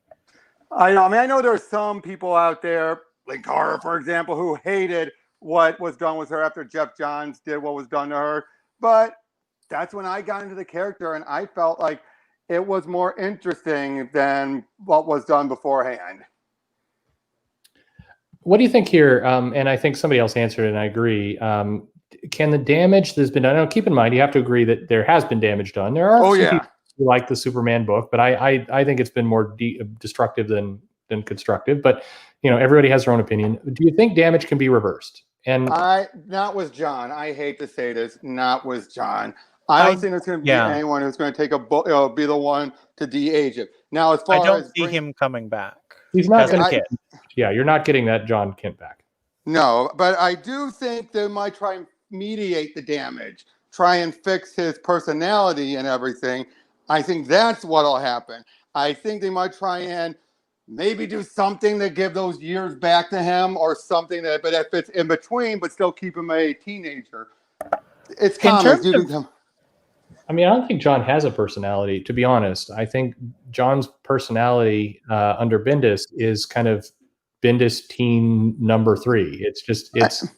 And what bothers me, Bendis's characters are defined by their relationships, and that's one of the reasons I think that his Jessica Jones and his Ultimate Spider-Man were so good, because Peter was in relationship to Aunt May and Nick Fury and Mary Jane, and then Jessica was in relationship with Luke and her past. Like he's really good at writing characters defined by relationships. He hasn't given John relationships, and that's why he's so generic. Unfortunately, and he had a great one with Damian. I mean, I'm not going to agree there, but most people do. All right. I think there's a lot of ways. I do think anything can be fixed. I think if comics has shown us nothing in the last 50 years, that there's no destruction that can't be repaired. But I don't think they're going to want to reduce his age. Again, they might do everything else to mediate the damage, but I would say that. I mean, here's a thought. A father-son book with, Clark and John doing some kind of adventure off in space or whatever, sort of relearning who they are. Doesn't that sound like a good book? Oh, yeah. Again, have them rediscover, have things actually come to a head and stop just pushing it aside. Actually talk about what happened, as it was saying, yeah, it happened, but I don't blame you. And Bendis in Superman recently had Superman going to therapy and saying, I'm really frustrated that I missed 7 years with my son. So the seed is there for a good story. I just don't know if we've got a writer. I mean, I think Venditti could do it. I think, because I'm not a fan of it, I think Snyder could do it. Now, this is what I said earlier before you got on, Ian. I am actually terrified of if Mark Waid comes on, because you know what he'll do. Like I said before, he'll wipe everything aside. So, mind wipe Lois and everything, just so he can get back to his beloved love triangle. Because that's the only way that's going to want to get him back. He has made no secret about that. Wait, he's going to have Lois not know again? Oh, that's what he wanted to do beforehand. He hates the marriage. Oh my gosh, no, keep him away. Many years ago, you had and there's a video I've done on this, but I mean, I don't blame you. I've got more than 1,000 videos. So do I Superman post 2000 or something? I post way too many videos, right? I mean, everybody can agree on that. No, you post just enough videos. But I know what you're talking about. The notorious planning that he, Morrison, and Mark Millar had planned, and Tom Peyer, Mark Millar, Mark Waid, and Grant Morrison had a plan for Superman, and they, basically offended the entire editorial team by, especially Mike Carlin, because they did it while he was gone. They were playing this while he was gone. Well, he came back. So I heard after the fact by some people who were there after I posted that video of the details were more or less right, but what I didn't put in that video that also was happening is that it was handled and pushed as a very kind of douche move. There was deliberately kept more quiet. There was an option to deliver the pitch to many people, but it deliberately kind of went around some others, and that's why it had Carlin probably. Yeah, Carlin, a few others. I mean, but it was the pitch of basically they're going to. I remember Lois was going to be infected with something that was going to. Yeah. They were going to play off about Lexa knew everything and knew the truth, which Jeff Johns would do a similar story at some point. And basically, if I remember right, Lois was infected with something that was going to kill her. And it was going to kill her so long as she knew about Clark being Superman. So Clark had to remove her memories and make sure she never found out, otherwise she's going to die. In other words, it was their way of basically saying, we can never break this love triangle. We can never have them know. We got to make sure no other writer's going to do it. It was DC's One More Day. But worse, if you ask me, that would have been worse. I don't know. I mean, One More Day gave you the gut punch. I mean, I remember I got married. And they had the whole bit of like, oh, and by the way, in addition to destroying your marriage, here's your unborn child that's going away too. Ha ha. Oh no, you. that was bad. But I'm just saying, but Right. making sure that no future writers can do it. Yeah, that is terrible.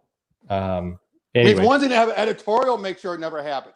It's another to put it in the actual continuity. You can never do it. yeah, no, but I mean, yeah, again, you could think of 800 ways to get around that. But yes, it was a weird story, and it does go back to like some weird obsessiveness over parts of the comic industry where they just get fixated on certain things I don't think are true. Like Superman is incredibly hard to read, or No. that Superman is just too hard to write. He's not. People are just lazy. I think, well, I mean, different writers. I mean, I would be a terrible writer for all kinds of characters. I know I could not write a good Aquaman story if you put a gun to my head, but I know some other people could. So put those people on the book. And here's something I was surprised by. Kelly Sue DeConnick, not my favorite writer. She's written some great stuff in the past, but oftentimes she gets on my nerves.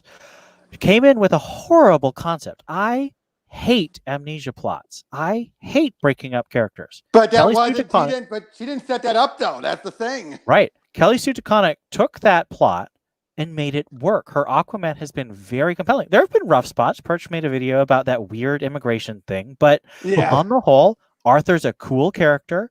There's tons of awesome world building. She's doing great political stuff with Mara. Like, it is a good run. So people can surprise you. Yeah, I know you can put the right, and that's what editorial and what comic publishers, that's how they need to look at comics. You have a portfolio of not who's my buddy who I want to get a job, or who's somebody that I need to find work for. Find people that fit titles. When comic companies really commit themselves and do that, they tend to get good results. I think Priest was a great writer for Deathstroke. I think he got. Oh yeah. Although I love the story that he kept saying he kept getting told, like, why'd you write this? The character black? Nope, no thank you. So when he got asked, you want to write Deathstroke? The only question he asked was, have you made him black recently? Well, and that was stupid. But I mean, I'm saying that's what Priest said. He said that's what he asked when he was called. And I don't blame him. I don't know. But I want to get to this comment by Dominic, but it comes to a point, and I think I'm reminded by this comment from Elizabeth here. It is C.B. Cebulski and Tom Brevoort made a comment, and then I heard this came up during the Didio interview or drink and draw thing with Quesada, where there's this belief within comics of the leadership that you should never let somebody who loves the character write the character. Because that's nonsense. No, but the argument is they'll have blind spots. They won't push the character. They won't put him in new ways. It'll be like, okay, I can see that. Means that they're an immature writer. You should never have an immature writer write a character. Well, to be fair, look at Dan Slott on Spider-Man. I don't think he's a mature writer. I think he used to be. He used to be. I think I think this is one of the dumbest beliefs in comics, and I think there's a handful, probably 5, it'd probably make a good set of videos, but of just kind of toxic opinions that exist within the comic industry. And I think this is one of, you can't have people who love the comics write the comics because they'll do a poor job. I think a million proof. I've been drinking. Jeff Johns is, again, this is my opinion. Jeff Johns is a prime example of someone who loves the comics, who can make things work. He might not do it the right way. James Tynion is also one too. Yeah. It's like, don't let writers write their dream projects. And I can't. That's stupid. I agree. I think it gives us a lot of what we've gotten. I think don't really understand the characters. I think Vendetti loves Hawkman, and it shows. Mm-hmm. And I think Superman. If you read his digital first Superman, it's magnificent. Oh, yeah. No, I agree. And one of the examples is pointed to is, I would argue, and again, I don't know because he won't come on and do the interview, but Scott Snyder says that he at least likes Superman or has an idea for Superman. I think the little bits that he wrote of Superman. Unchained, I will question. Yeah, well, Unchained. I liked Unchained. It's kind of shallow, but it's fun. It was fun, but I'm just saying I would question, if that was all he had to say on Superman. Well, I mean, the thing about him on Unchained is he literally copied his themes for Batman and made it Superman. Oh, yeah. Yeah, but I mean, I think if you look at Snyder and how he wrote both Superman, his relationship with John, and some other Oh things, yeah. League, it was really well done. And I feel like there's an angle to be. If I'm the editor and I'm looking at this pages coming, I'm like, oh my god, I should get you on a run on an arc because I want to explore that more. But instead, it's you get this kind of different opinion of like, well, let's not bring these two things together. It just seems like a very very strange take. But Now again, sorry. by the way, I think. Dominic, I just want to answer this before it gets away from us. So the redemption arc for Maxwell Lord is happening. It's happening in Tamaki's Wonder Woman. That is going on. And another unexpected thing. Now, I've been vocal about hating the art for the last couple of issues on Wonder Woman, but the writing has still been worth checking out. It is not what we expected from Tamaki. So I made a bad move for dropping the book with the first issue because Well, I did not like that first issue. I mean, if you didn't like it, you didn't like it, but it wasn't what I expected. I expected, funny food adventures with Wonder Woman, and this is a serious plot. Which begs the question, because I mean, a lot of people were calling it the woke apocalypse was coming with Tamaki when she came over to DC, based off of the She-Hulk and the Wolverine book. And her Wonder Woman is good. I mean, I'm not saying it's solid mainstream comic. It's not going to set the world on fire, but it's nowhere close to the Perez and some of the other stuff. I mean, it's nowhere. There's absolutely better runs, but I think I already know what you're going to ask. Why is it? Sorry. It's the best thing she's done in 5-6 years, I think, hands down. Yeah, I think it's because of the editorialship at DC is far more putting their foot down. It's depending on the editor, but you have more editors at DC who are willing to be like, put a leash on them, saying, nope. Okay, do it. Now, had your Andy Curry, who anytime someone was political that he was editing, he let them fly. Okay, but so well, I mean, to that point, so I do think it's working with Tamaki. For whatever reason, it's a better run, and I think Tom Taylor, his deceased book is again, whether you like zombies or not, it's financially successful compared to his X-Men work. His X-Men Red was again liked by some critics, but generally panned by the audience, by the consumers. And it's all new Wolverine. Similar thing, even though people keep saying they love that honey badger, there's more people out there who like, she is a Sue. Why is she the focus? It didn't sell. I mean, and so I think that Tom Taylor's Wolverine started really strong, and then it just went downhill. He seemed to lose any real idea of what he was doing. Again, I think once he made it the honey badger show. Well, but there is, and I like that character, but I liked her as a supporting character. And I think that's where. Ash is coming. You could argue that there's that it's just the bar is lowered, but I think that is missing something, and that there is a fundamental difference that's going on. Taylor's work at DC is substantially better. Yeah, I would agree. I don't think that I am not saying Tamaki is great. I'm just saying it is surprisingly better, and it is something that I would put up there as something worth thinking about, as opposed to a lot of the stuff which is just disposable. I felt the same way about G. Will Wilson's Wonder Woman we're on. It's like I was expecting a lot of crap, but once it started up, and that very first issue, I'm not going to forget this. It's because of how much I was proven wrong. You have this, it's in the Middle East. A kid is, about to be shot by the guards, and one of them comes in, stops it, and they say, "Hey, there's a known criminal around here who's been using kids as his scouts." She tells him off, lets the kid runs off. Now you would think anywhere else, she's right. She's telling these bad Americans off, and damn America. No, the kid runs off to a criminal. I mean, you may not like the work or not, but it is it's worth exploring. So on one hand, I think you've got Taylor and you've got Tamaki doing much better work. And then I wasn't as big a fan of the Aquaman stuff, but I do agree that DeConnick's Aquaman was better than a lot of the stuff she was doing at Marvel at the end. And so what's going on there? Then simultaneously, I think that King was largely more consistent and better on Vision and some of what he did in that run. And I think Bendis was more reined in at Marvel. Well, and I think for King, it was really the fact that he was on 12-issue minis. Like, Batman, the real problem, and I actually said this all the way through, he would have been better if he'd been able to do 4 or 5 12-issue minis about Batman instead of a 100-issue run. I would say that, and I would also say after he lost that editor because he wanted David Finch to draw the proposal scene. Right. I think that's the point where he felt like I could do it. Kind of, it's like what happened with Gail after she forced her way back onto Batgirl. After that, that's when all things changed, and I think that's no different with King.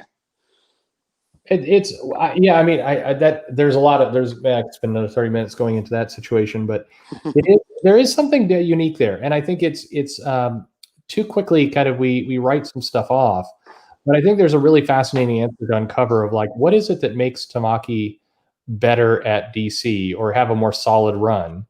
I still say editorial. That's all I can. That's what several people are saying. It's true, but then what's going on with Bendis? Why is that running amok? Like I said, it's really an insecure work environment, which is why Didio was fired. Right. So editors were leaving. Editors were afraid to make their own choices with the creators because they knew Didio would just come in and stomp on things if he didn't like it. Yep, and again, I think the Didio put in way more protection on Bendis because he was the one that was pushing for it. It's an interesting aspect. I mean, on the other hand, you've got Sean Gordon Murphy's been able to carve out White Knight, and that's been very successful. He's largely done what he wants over there. Who's his editor on that? Mark Doyle was, but now Doyle is leaving if I understand right, even though he was let go during the cuts, it was actually due to health reasons. There's a couple other things going on with Doyle, and I probably don't want to talk about that at the moment. I'm just saying what I heard. Yeah, there probably some other stuff needs to come out publicly, and I can get more into that. But yeah, I mean, it is, and I think this is. There's a couple comments here, and I think they kind of go the same. I don't know. Again, there's a lot of rumors, but one of the rumors is that Bendis runs his own show, is hard to work with, doesn't call people. He's the reason why Hickman left. He's the reason why Hickman left Marvel.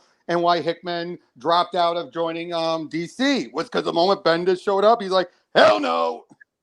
So it's an interesting mix, which does mean if Bendis is heading off to do kind of a more Black Label miniseries, shorter runs like that, it's probably better use of that talent at DC. I agree. I wish he would do more of those arcs because when he's on a structure, he can be really good. But it feels like a lot of his stuff gets really meandering. I mean, that's my problem with his X-Men and his Iron Man run is it feels like he had an idea for about a year and then he just kind of noodled. I still say one of his final magnum opuses at Marvel was his infamous Iron Man was Doom. I mean, that's why it pisses me off how Slott just totally reversed all of it. I think, by the way, on the contract, I think a lot will come out in the next 2-3 months. So I'll just say that. All right. Anyway. Well, I mean, Bendis actually did comment on the fact that he's leaving Superman because he's trying to spin it and saying, I'm clearing the decks for a big project. That feels real odd to me. It does. And again, especially with how out of nowhere it is. And, there's so much other things. But it does feel like, AT&T's like, hey, you guys got him on here. You paid him all this money for this big stuff. You put him on Superman because he wanted to, not what you felt would work best for him. And look at what happened to Superman. It's tanked. Yeah. No, I mean, it hasn't tanked. It's not a return on investment. Right. Sorry, you're right. It's not exploding like people. Well, here's something I don't think people are saying, which I'm surprised because we talk about the pettiness of comics. I really think that Didio wanted to poach Bendis to just stick one up Marvel's nose. Yeah. So. But I think he also got the right timing because let's be honest, Bendis was on fumes at Marvel for the few years before he left. He was on. Well, and the thing is, it was really uneven. Like his Jessica Jones and his infamous Iron Man were strong, I would say his Defenders was also strong, but his Iron Man and his X-Men were not. So it's like really up and down. Yep. I agree completely. It's been a weird, I don't know. It's a weird run. I do think in 2021 we're going to see some interesting things shake out. I hear things every week that suggest that Marvel is undergoing the same kind of thing silently, and some of that will eventually bubble out of people just not being called back and contracts expiring, and I think you're going to And see one of the things I'm afraid of is some people I like Dennis Hopeless, who's doing some really fun stuff with the Spider-Man PS4 comics. I'm afraid that he's going to be frozen out, which is a shame because they're coming out with the new Miles Morales game, and now's the time to do another tie-in comic to that, because that was a great video game and some great tie-in comics. Right. No, I think there will be. By the way, I just wasn't prepped enough for it. I was going to put up some videos of just some people on PlayStation who figure out how to make Spider-Man kill people. Oh, really? Game. Really hilarious. If you get a chance, go later. Like, people are devising the most crazy ways to have Spider-Man murder in the PlayStation game, which is just hilarious. But anyway, I'll just leave that there. I think that Marvel's going to have, as a prediction, there'll be two moments. There'll be a moment where some people won't get renewed, and eventually that will get noisy and we'll hear about it. And then I think there's going to become another moment where there's a more seismic management change. Mm-hmm. I'll just put some money down on the table. I don't think that, certainly Joe Quesada will not be at that company this time next year. You're making my heart happy. And I hate to say this because I don't like people losing their jobs, but Quesada and Didio have been thorns in my side for 10 years. I think that in many cases, maybe it's a time to move on. I mean, in the weirdest way, and I would not recommend this as a course of action, but if Didio went to work for Marvel and Quesada went to work for DC, I think we'd see better behavior out of both. Oh, gosh. No. But I don't think we're going to see that, and I'm not suggesting that's a good course of action. Didio is the reason why we had such a divisiveness out of petty reasons. Beforehand, it used to be playful. It was more than Didio. It was Quesada who made it mean-spirited. No, I think that's true. I just it's a case where I think the comic industry has this as a problem, especially now, where people stay in the business and stay in their jobs too long. Mm-hmm. They get complacent. They start kind of bringing in more and more of their friends. They start phoning it in, and we get really weird and bad behavior. It's like Mark Millar said recently, and I said the same, that about every 20 years you have this pivot. 15 years pivot, and we're heading to the end of that cycle now. Mark Millar himself has had his own pivot when you look at how his writing style. He's been part of this, and I think that what you see is that this 20-year cycle is about to flip, and I think that it will be. People tend to stay in these jobs for an extended amount of time, and they get really poor in the second half, and I think that's a lot of what we've seen. So hopefully we get a nice shakeup and some people do some other things. And I do think that'll be healthy for the industry, but it's going to be, I think 2021 is going to be an ugly year for Marvel. Crazy shit everywhere. You mean 2021 or end of this year? Sorry, 2021. I think 2021 for DC is going to be a weird rebuilding year. I do think that it very much feels like they're setting up to rebuild, which I'm excited about. Oh yeah, same here. And I know, like I said before, there's so many people who are going to claim, they're going to get woke. Again, I wish these people would stop just looking on the surface, finding that one line in an article and ignore 99% of all the rest. Yeah. I don't think so. They're so corporate, No, it's people. I mean, you can take anything. I think AT&T is going to do a lot of messages about diversity. It's part of their corporate mandate. It's who they are as a company. It's how they're trying to, it's going to be the messaging they give. People are going to say things. I think that that's going to trigger a lot of people. I don't necessarily think those things are going to happen. I think a lot of people saying, look, you've got Cena Grace and Mags and Wade and all these other people at DC. But the reality is the majority of those, without Wade, had existing contracts. This isn't new.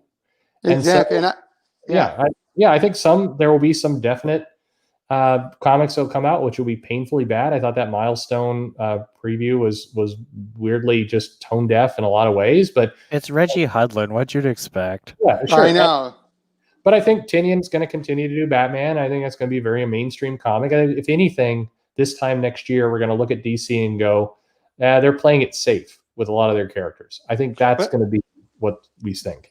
But I would also say this, where as far as every time I see them mention diversity and inclusion from the big names like Jim Lee or even Cherry, they're all saying it. It's like it feels corporate. They're just tacking it in there.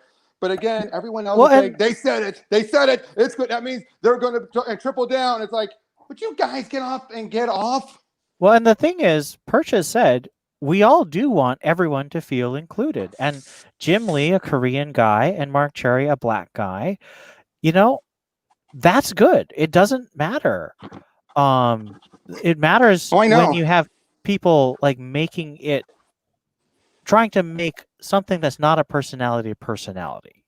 Oh, you mean like America Chavez under Gabby? Right, exactly. She wasn't a personality. She was, a bunch of labels slapped together with superpowers. That's not a person. But when you write America Chavez with, a personality, she can have all those traits of, race and sexuality and relationships, Oh, but she's yeah. interesting. Because that's the thing is, I've said this before and I'll say it again. I have a whole bunch of my own characters.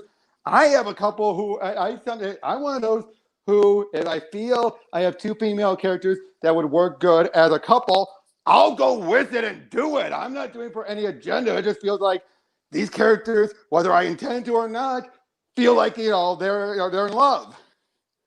If the story is good, people. If it feels forced, Exactly. people are going to reject it. It's But pretty it feels much. like there's. Sorry. Yeah. It feels like there's so many people these days who, the moment they see it, I think I heard someone else say before, it's the woke goggles. Everything looks woke to them now, even when it's not. Yeah, I agree. I think that people are too polarized and they're not willing to find the good things, even in flawed things. Because comics have always been flawed. That's another thing. Is like there's They're too not much perfect. nostalgia. Like I think if people go back and look at things they loved, I mean, if I go back and look at things like Greg Rucka on Batman back in the early 2000s, or my favorite run, Stephanie Brown Batgirl, I can find flaws in these things. They were never perfect because they're monthly comics. They're churned out really quickly.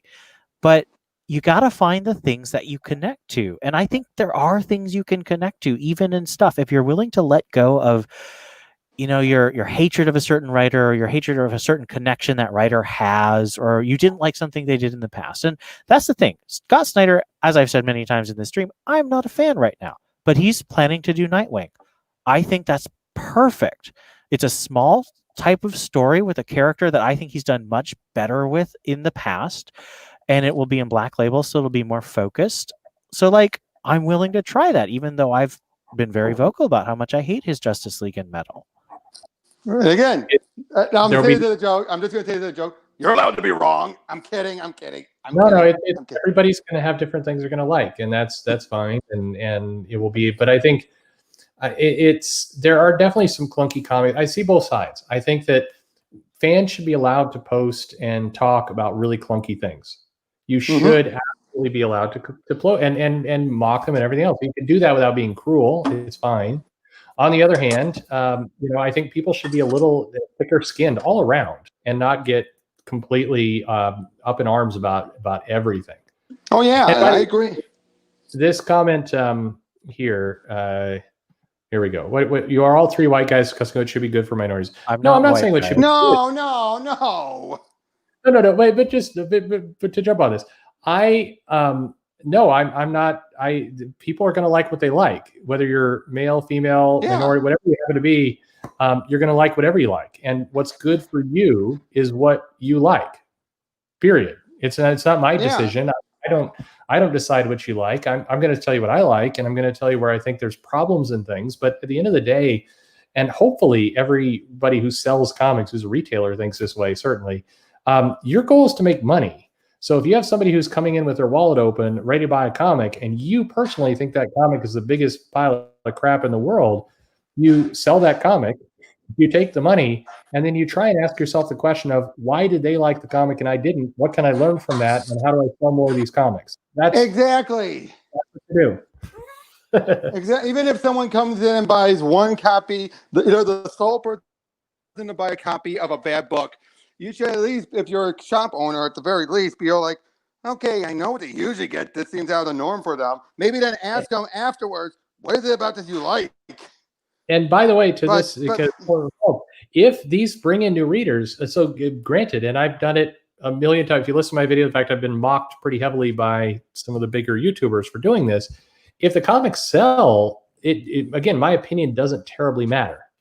So my opinion is if this milestone sells well and does well, super. However, it's my history and what I've actually sold. It suggests these won't do well. And think why I talk about, politics, when they're written more evergreen, they tend to do better over time. I'm telling you that from experience. However, anything can be different. If they sell, super. That's more people into comics. I could care less. It's Now- more people into comics. Spending money is good. Now, I will say this. I'm not going to count the first issue, maybe not even the second issue. I'm going to count the third issue onward as to what the actual selling point is, because first issues are going to always be the big sellers. That's what everyone looks at. I would rather see, okay, let's see, because the first issue is the tries, especially not everyone's going to see that online one.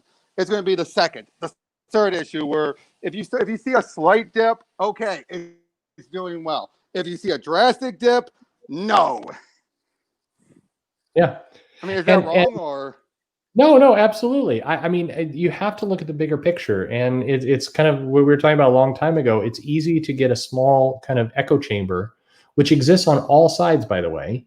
Especially, we're going to see that play out in real time with Ruth Bader Ginsburg's death. Is going to be a complete mess media of echo chambers. But it is easy to hear a very small group of people and then believe that's the world, and that's I like this comment, by the way. I'm one of those weirdos who loved King's Run and is getting bored with Tinian's Run.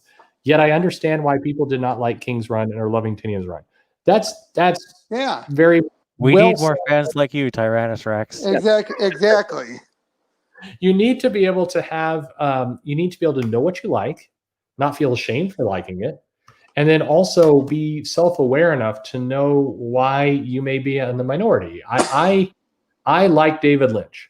I like his films. He's quirky and weird and everything else. I love his work.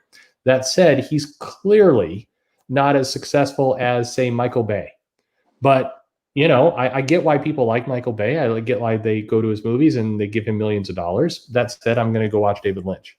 So that's just, it is what it is. I don't know. Yeah. Yeah. Well, while we keep talking a little bit more, I'm just going to put this on here, and this is we'll just have this running in the background.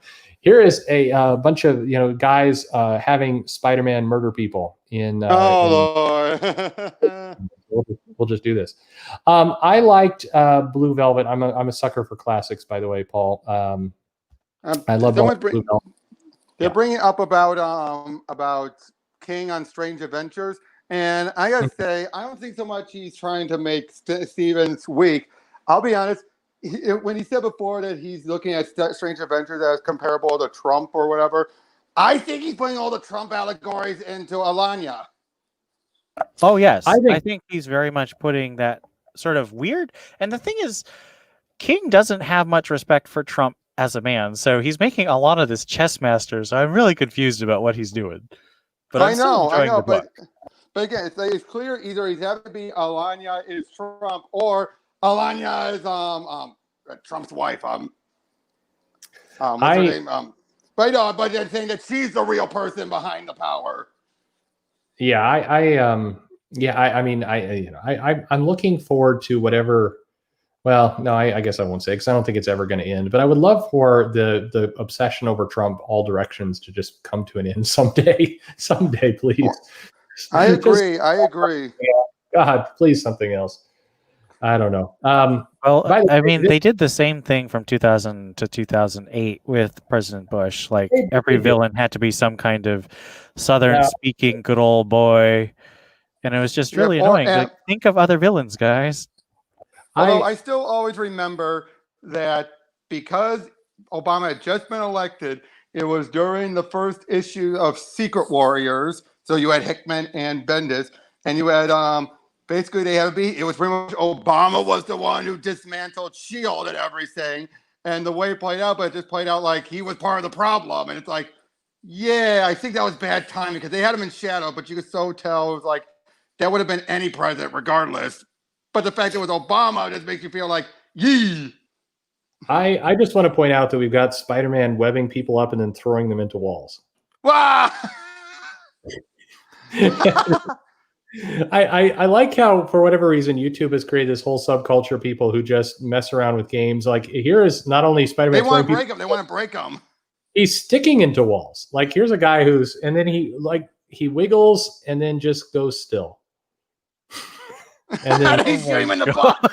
he shoots him in the butt. I mean, oh my gosh, this is entertainment for people. I don't know. Here's the yeah. Here's half the body. He just ripped him in half. Yeah. Anyway, this is I like to put things in perspective, and I think as we're talking about political ideologies and the schism we have in the United States, showing pictures of Spider-Man murdering people is the right answer. By the way, I'll narrate this and I'll stop with this dumb things that entertain me. Here's where Spider-Man is taking people and actually webbing them onto train tracks. Oh no! And then the train runs over them. Well, of course. And then, but rather than just get one, let's get like a few on here. Oh no! These people are so dedicated. Oh yeah, he is dedicated. So we get like a couple people on here. He didn't quite get on the track, so we'll just kind of punch him over. Get him over here. Yeah. Wait, they die when they're on the track. They just go still. Oh, and they're oh. Anyway, this is how people spend their time. So what can you say? Hey, as we start to wrap up, because we've been a couple hours, so we covered a lot of stuff. But anyway, Robert, Ian, what are you reading right now? What is something that people should pick up if they're not doing it right? Oh, I know he's not going to go for it because it's Snyder. I still say Death Metal. It's really interesting what they're doing, especially now the reveals that they might finally redeem Superboy Prime. I'm kind of looking forward to that, but I'd say that and, well, Batman. Both, it's a bit cliche, but those two are definitely very good. But if I needed something obscure, I'd say Bomb Queen Trump Card. Okay, very nice. How about you, Ian? What should people be reading? Well, I recently got into Hawkman. That's a fantastic series by Venditti. Oh yeah. And I'm mentioning it because I just got into it last month, so I'm just in time for it to get canceled. But I just read the first issue of Ram V's Catwoman run, number 25, and even though it's a bit expensive, it's actually a really good deal because it's a really oversized comic, so it's actually cheaper per page than you'd get for a normal comic. And Ram V, he not only tells a really fun heist story, he actually ties the story to what Tynan's doing in Batman, to what Castellucci's doing in Batgirl, and he's setting up his own story. Like, I have not seen someone who's able to juggle continuity and their own story on a side title like that in several years. Now, Tynan's been able to do it, but Tynan's now on the main book. So I am very excited to see what Ram V is going to do on Catwoman going forward. That's a very cool, because that book for me has been really mediocre. Like, Sean Gordon Murphy did kind of a fun filler arc, but well, it was Blake Northcott more. Right. Blake Northcutt. Like, that was a fun filler arc, but before that, that book was dreary and it wasn't connected to anything else that was going on, so it was very confusing. But now I think it's going to be tied in, going to have its own story, but also ties to other things. So I say jump on Catwoman right now. Nice. I jump on her for other reasons, but I agree. Oh, but I'm sorry, he set me up for that one. I couldn't. My bad. Go. Oh, Bat Cat Shipper right here. You know what? I'll be honest. I'm interested where that book's going to go. And apparently, King said in an interview recently, as someone apparently tweeted out when asking about continuity, he says we're going to define continuity.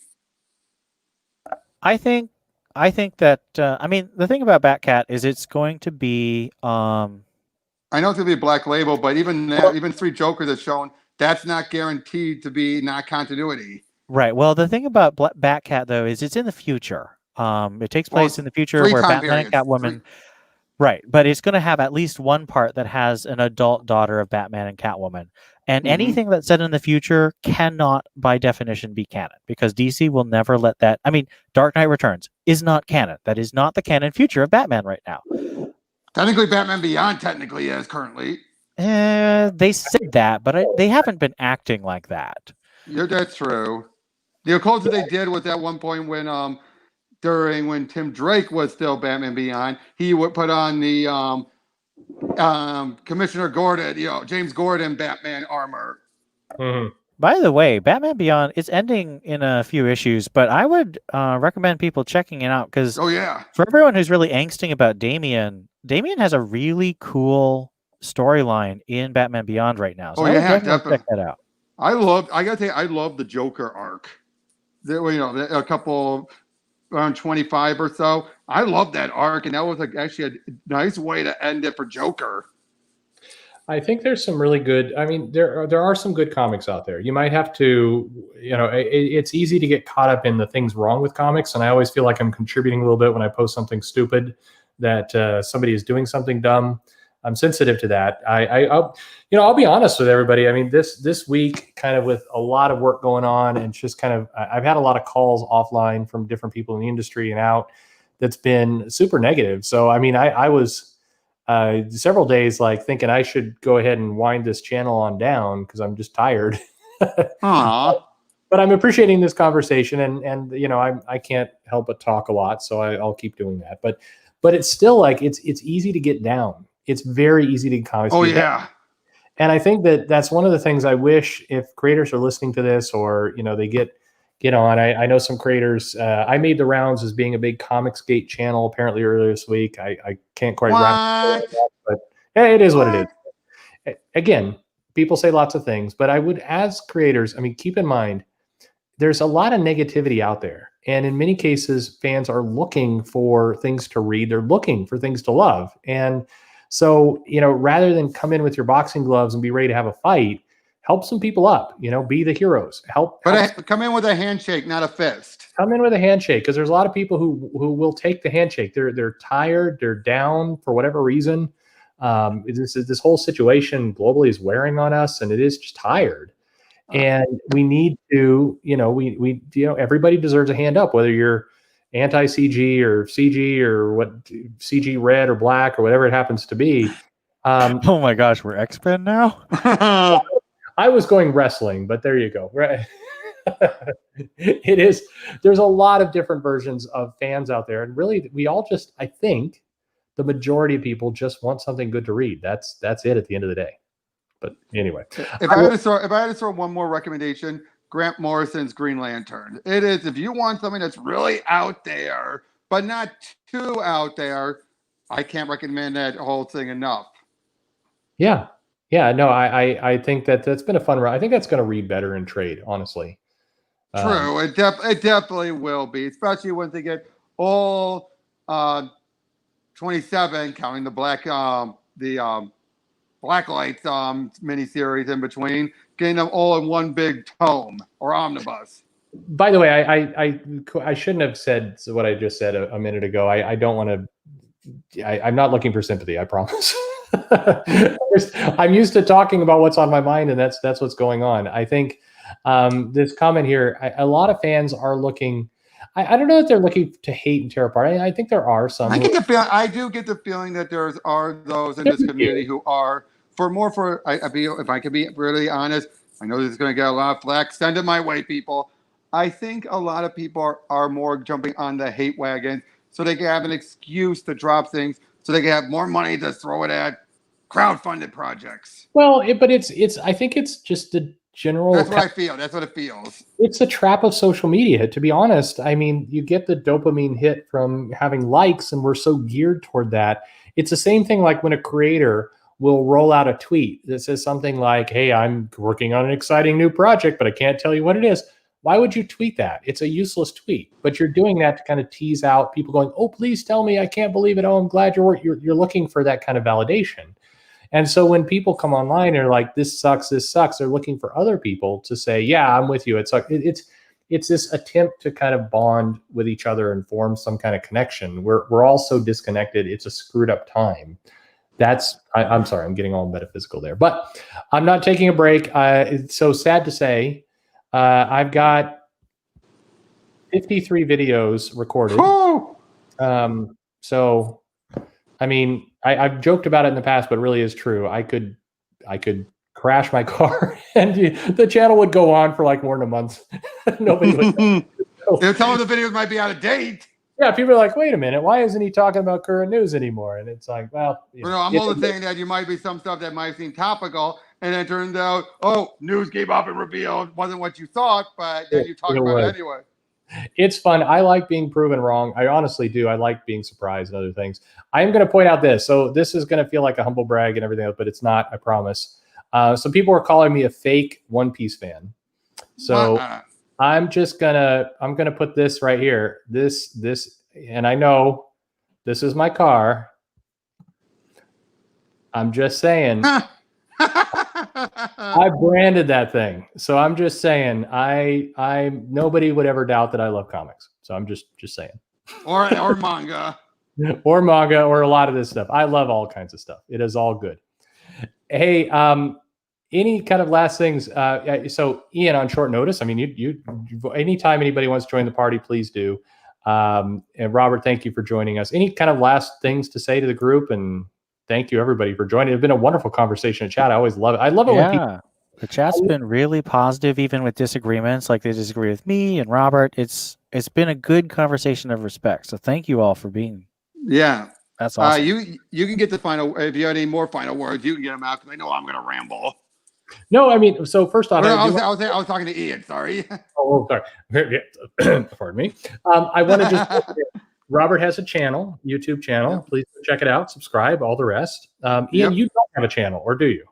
I have a channel, but I don't really post there. What I have is I'm a main co-host on the Batman Universe comic podcast. Oh, I love that stuff. I haven't heard of them in a while, but I've loved that. I didn't know you were part of that. Yep. So we're covering all the Batman and Detective comics you could ever want to hear. So if you want to check that out, we're on Amazon Music now, apparently. Oh, guys, who's still on there hosting wise? Well, it's me, Steph, and we have a new host, Theo. So it's mostly a new cast because the main host, Dustin, had a bunch of stuff that he wants to focus on. He's still running the site, and we had him as a guest host. But Theo is one of the people who voted for the killing of Jason Todd. So we've got another veteran who's got as much experience, and it's great. What about Stella? How's she doing? She's still doing Batgirl to Oracle. So that's a great show, too, if you like Barbara Gordon's career and her arc. And she's currently doing both classic Birds of Prey comics and the current run. And she's very, very upset with the current run, which I agree with her about. Yeah. I don't blame her. I bet you the recent Joker War stuff probably drove her nuts. Yeah, she called it a rage quit, and it was a rant to behold. Oh, I got if she ranted on that, I gotta see it because I don't remember her ranting that much. Definitely check it out. Yep. So yeah, well, for me, I guess like Perch said, I have my own YouTube channel. I just doing my reviews for Bigfoot Bill. I just did the revised review. I'm gonna do one for Volume 2 tomorrow, and I'm just gonna keep on buying comics and enjoying them and trying. If you see me in the comments, I'll be honest. And if I ever come off like I'm being snippy, it's not anything personal with anyone individual. It's just because I'm so tired of seeing the crap that goes, people are spewing these days. That feels like you're not even getting anything a chance anymore, are you? But just want to make that clear. It's never intended to be personal unless you make it or I say something stupid. Everybody should be excused to be passionate about things. I mean, it's better when we're passionate about things, good or bad, and it doesn't have to define our character. It's okay. So a couple things. So first off, store update. I am going to open up a store still. Yes, it's still the plan. I'm buying stock, so I better. Otherwise, my wife's going to kill me. Yes, I'm still going to open up a store. I think the big question for me is where, and I think I am not for political reasons, but I'm becoming less and less enamored with the idea of opening up in Washington State. So that triggers. Don't blame you. You should come to Minnesota and open a store. I think Colorado is probably a likely spot, but I'll let you know more of that soon. In the next week or so, I'll post a bunch of art. So in terms of the comics I'm working on, because there's 2 now, I've got 62 pages done of what's going to be about 120 pages. I'm going to finish the comic and then we'll put it up and figure out how to sell it. So that's going to come soon. I'm not going to do the crowdfunding, and this channel is not going to turn into a ad pitch for the comic. It's just something I've wanted to do, so I want to do it. Simultaneously, I've got another project out with somebody else that we don't want to announce it public yet, but we have something coming out relatively soon, so that will be good. And that's a totally different thing, but it's kind of fun to play in both camps. So I'll post some art here as soon as I can. And then some people have been asking, when are you going to show your face? Well, first of all, it's not something to look forward to, I promise. But it is. I'm going to go live here sooner than later, and I think I'm going to do it with somebody else in the comic industry. So I'm going to do an interview, and we're just going to do it live, and that will be fun. So there's a couple people that hopefully I'll get some work done, and I think it should be some fun stuff. And yes, to Jamie, I think when I open up store, the reality of the business is it has to be really focused around mail order and online, and I think that's the trick. So we'll figure out. I have one more thing I just want to say. Yeah. Tell me if this sounds crazy, if I waste my money. I just ordered the Heroes Reborn, Heroes Return omnibus that just came out. Mostly because I got the Onslaught and Heroes Reborn omnibus. Does it feel like I'm wasting my money on those books? Probably. If you enjoy it, then you did not waste your money. If you enjoyed it, you did not. Yes, absolutely. If you love it, it's yours. It just feels like I have all the other Heroes Return omnibuses. It just feels like there's a hole. Yeah. I know. I understand that. So Robert, your channel. Would you mind before we just go off putting the URL into the chat, and then we'll put up sure. the screen. Just 1 second. Just 1 second. I got it. Hold on. Yeah, some people have said that my art is reminiscent of Art Adams. It is sadly reminiscent of Art Adams. I mean, I have not enough of my own style. That is true, and I'm a crappy version of Art Adams. That's true. Mine didn't go in as a link. Okay, all right. Okay, I'm going to post Robert's channel in the description of this video, so you can check it out. We will do it. And Ian, if you send me your stuff, I'll put that in there as well. I already tossed it in the chat, so I think we're good. All right. Well, there we go. Thank you, everybody, for joining. Always fun, nice, mellow night. And we will do this every Friday unless I want to drink somewhere else alone and silent, sobbing into my beer while Washington melts. Thankfully, the sun was not completely orange today, so that's something. Keep bringing your comments. I am way behind on email, but I promise I am reading everything. So your ideas get put into videos somewhere in the stack of 53, and then eventually we get out there 5 months from now. And I will continue to get interviews. A bunch of people had asked me to interview Ethan. Now, Robert interviewed Ethan. I still think Ethan would not give me the time of day, but that's fine. It is what it is. So he's got it covered. Hey, just to make it clear, my interview, I mostly kept on topic about his work and everything. Never brought up, I tried to avoid as drama as much as I could. I think I succeeded. And I think I got some more interest. I think people have actually said that's what they wanted to hear from Ethan in a while, which is that, talk about the work. Yeah, I'm still so sad that he got so into the drama, because his stuff on just the craft was so good. Yeah, well, did you see my interview with him? No, I haven't. Check it out when you get a chance. So if you're into it, it's on Robert's channel. Check it out. He's got that interview there. And if anybody wants to harass Scott Snyder about doing the interview, that's great. Okay, so you finally spelled it out, huh? You finally spelled it out. Hey, come on. Anyway, all is well. Have a great weekend, everybody. Thanks again, and talk to you all soon. Bye.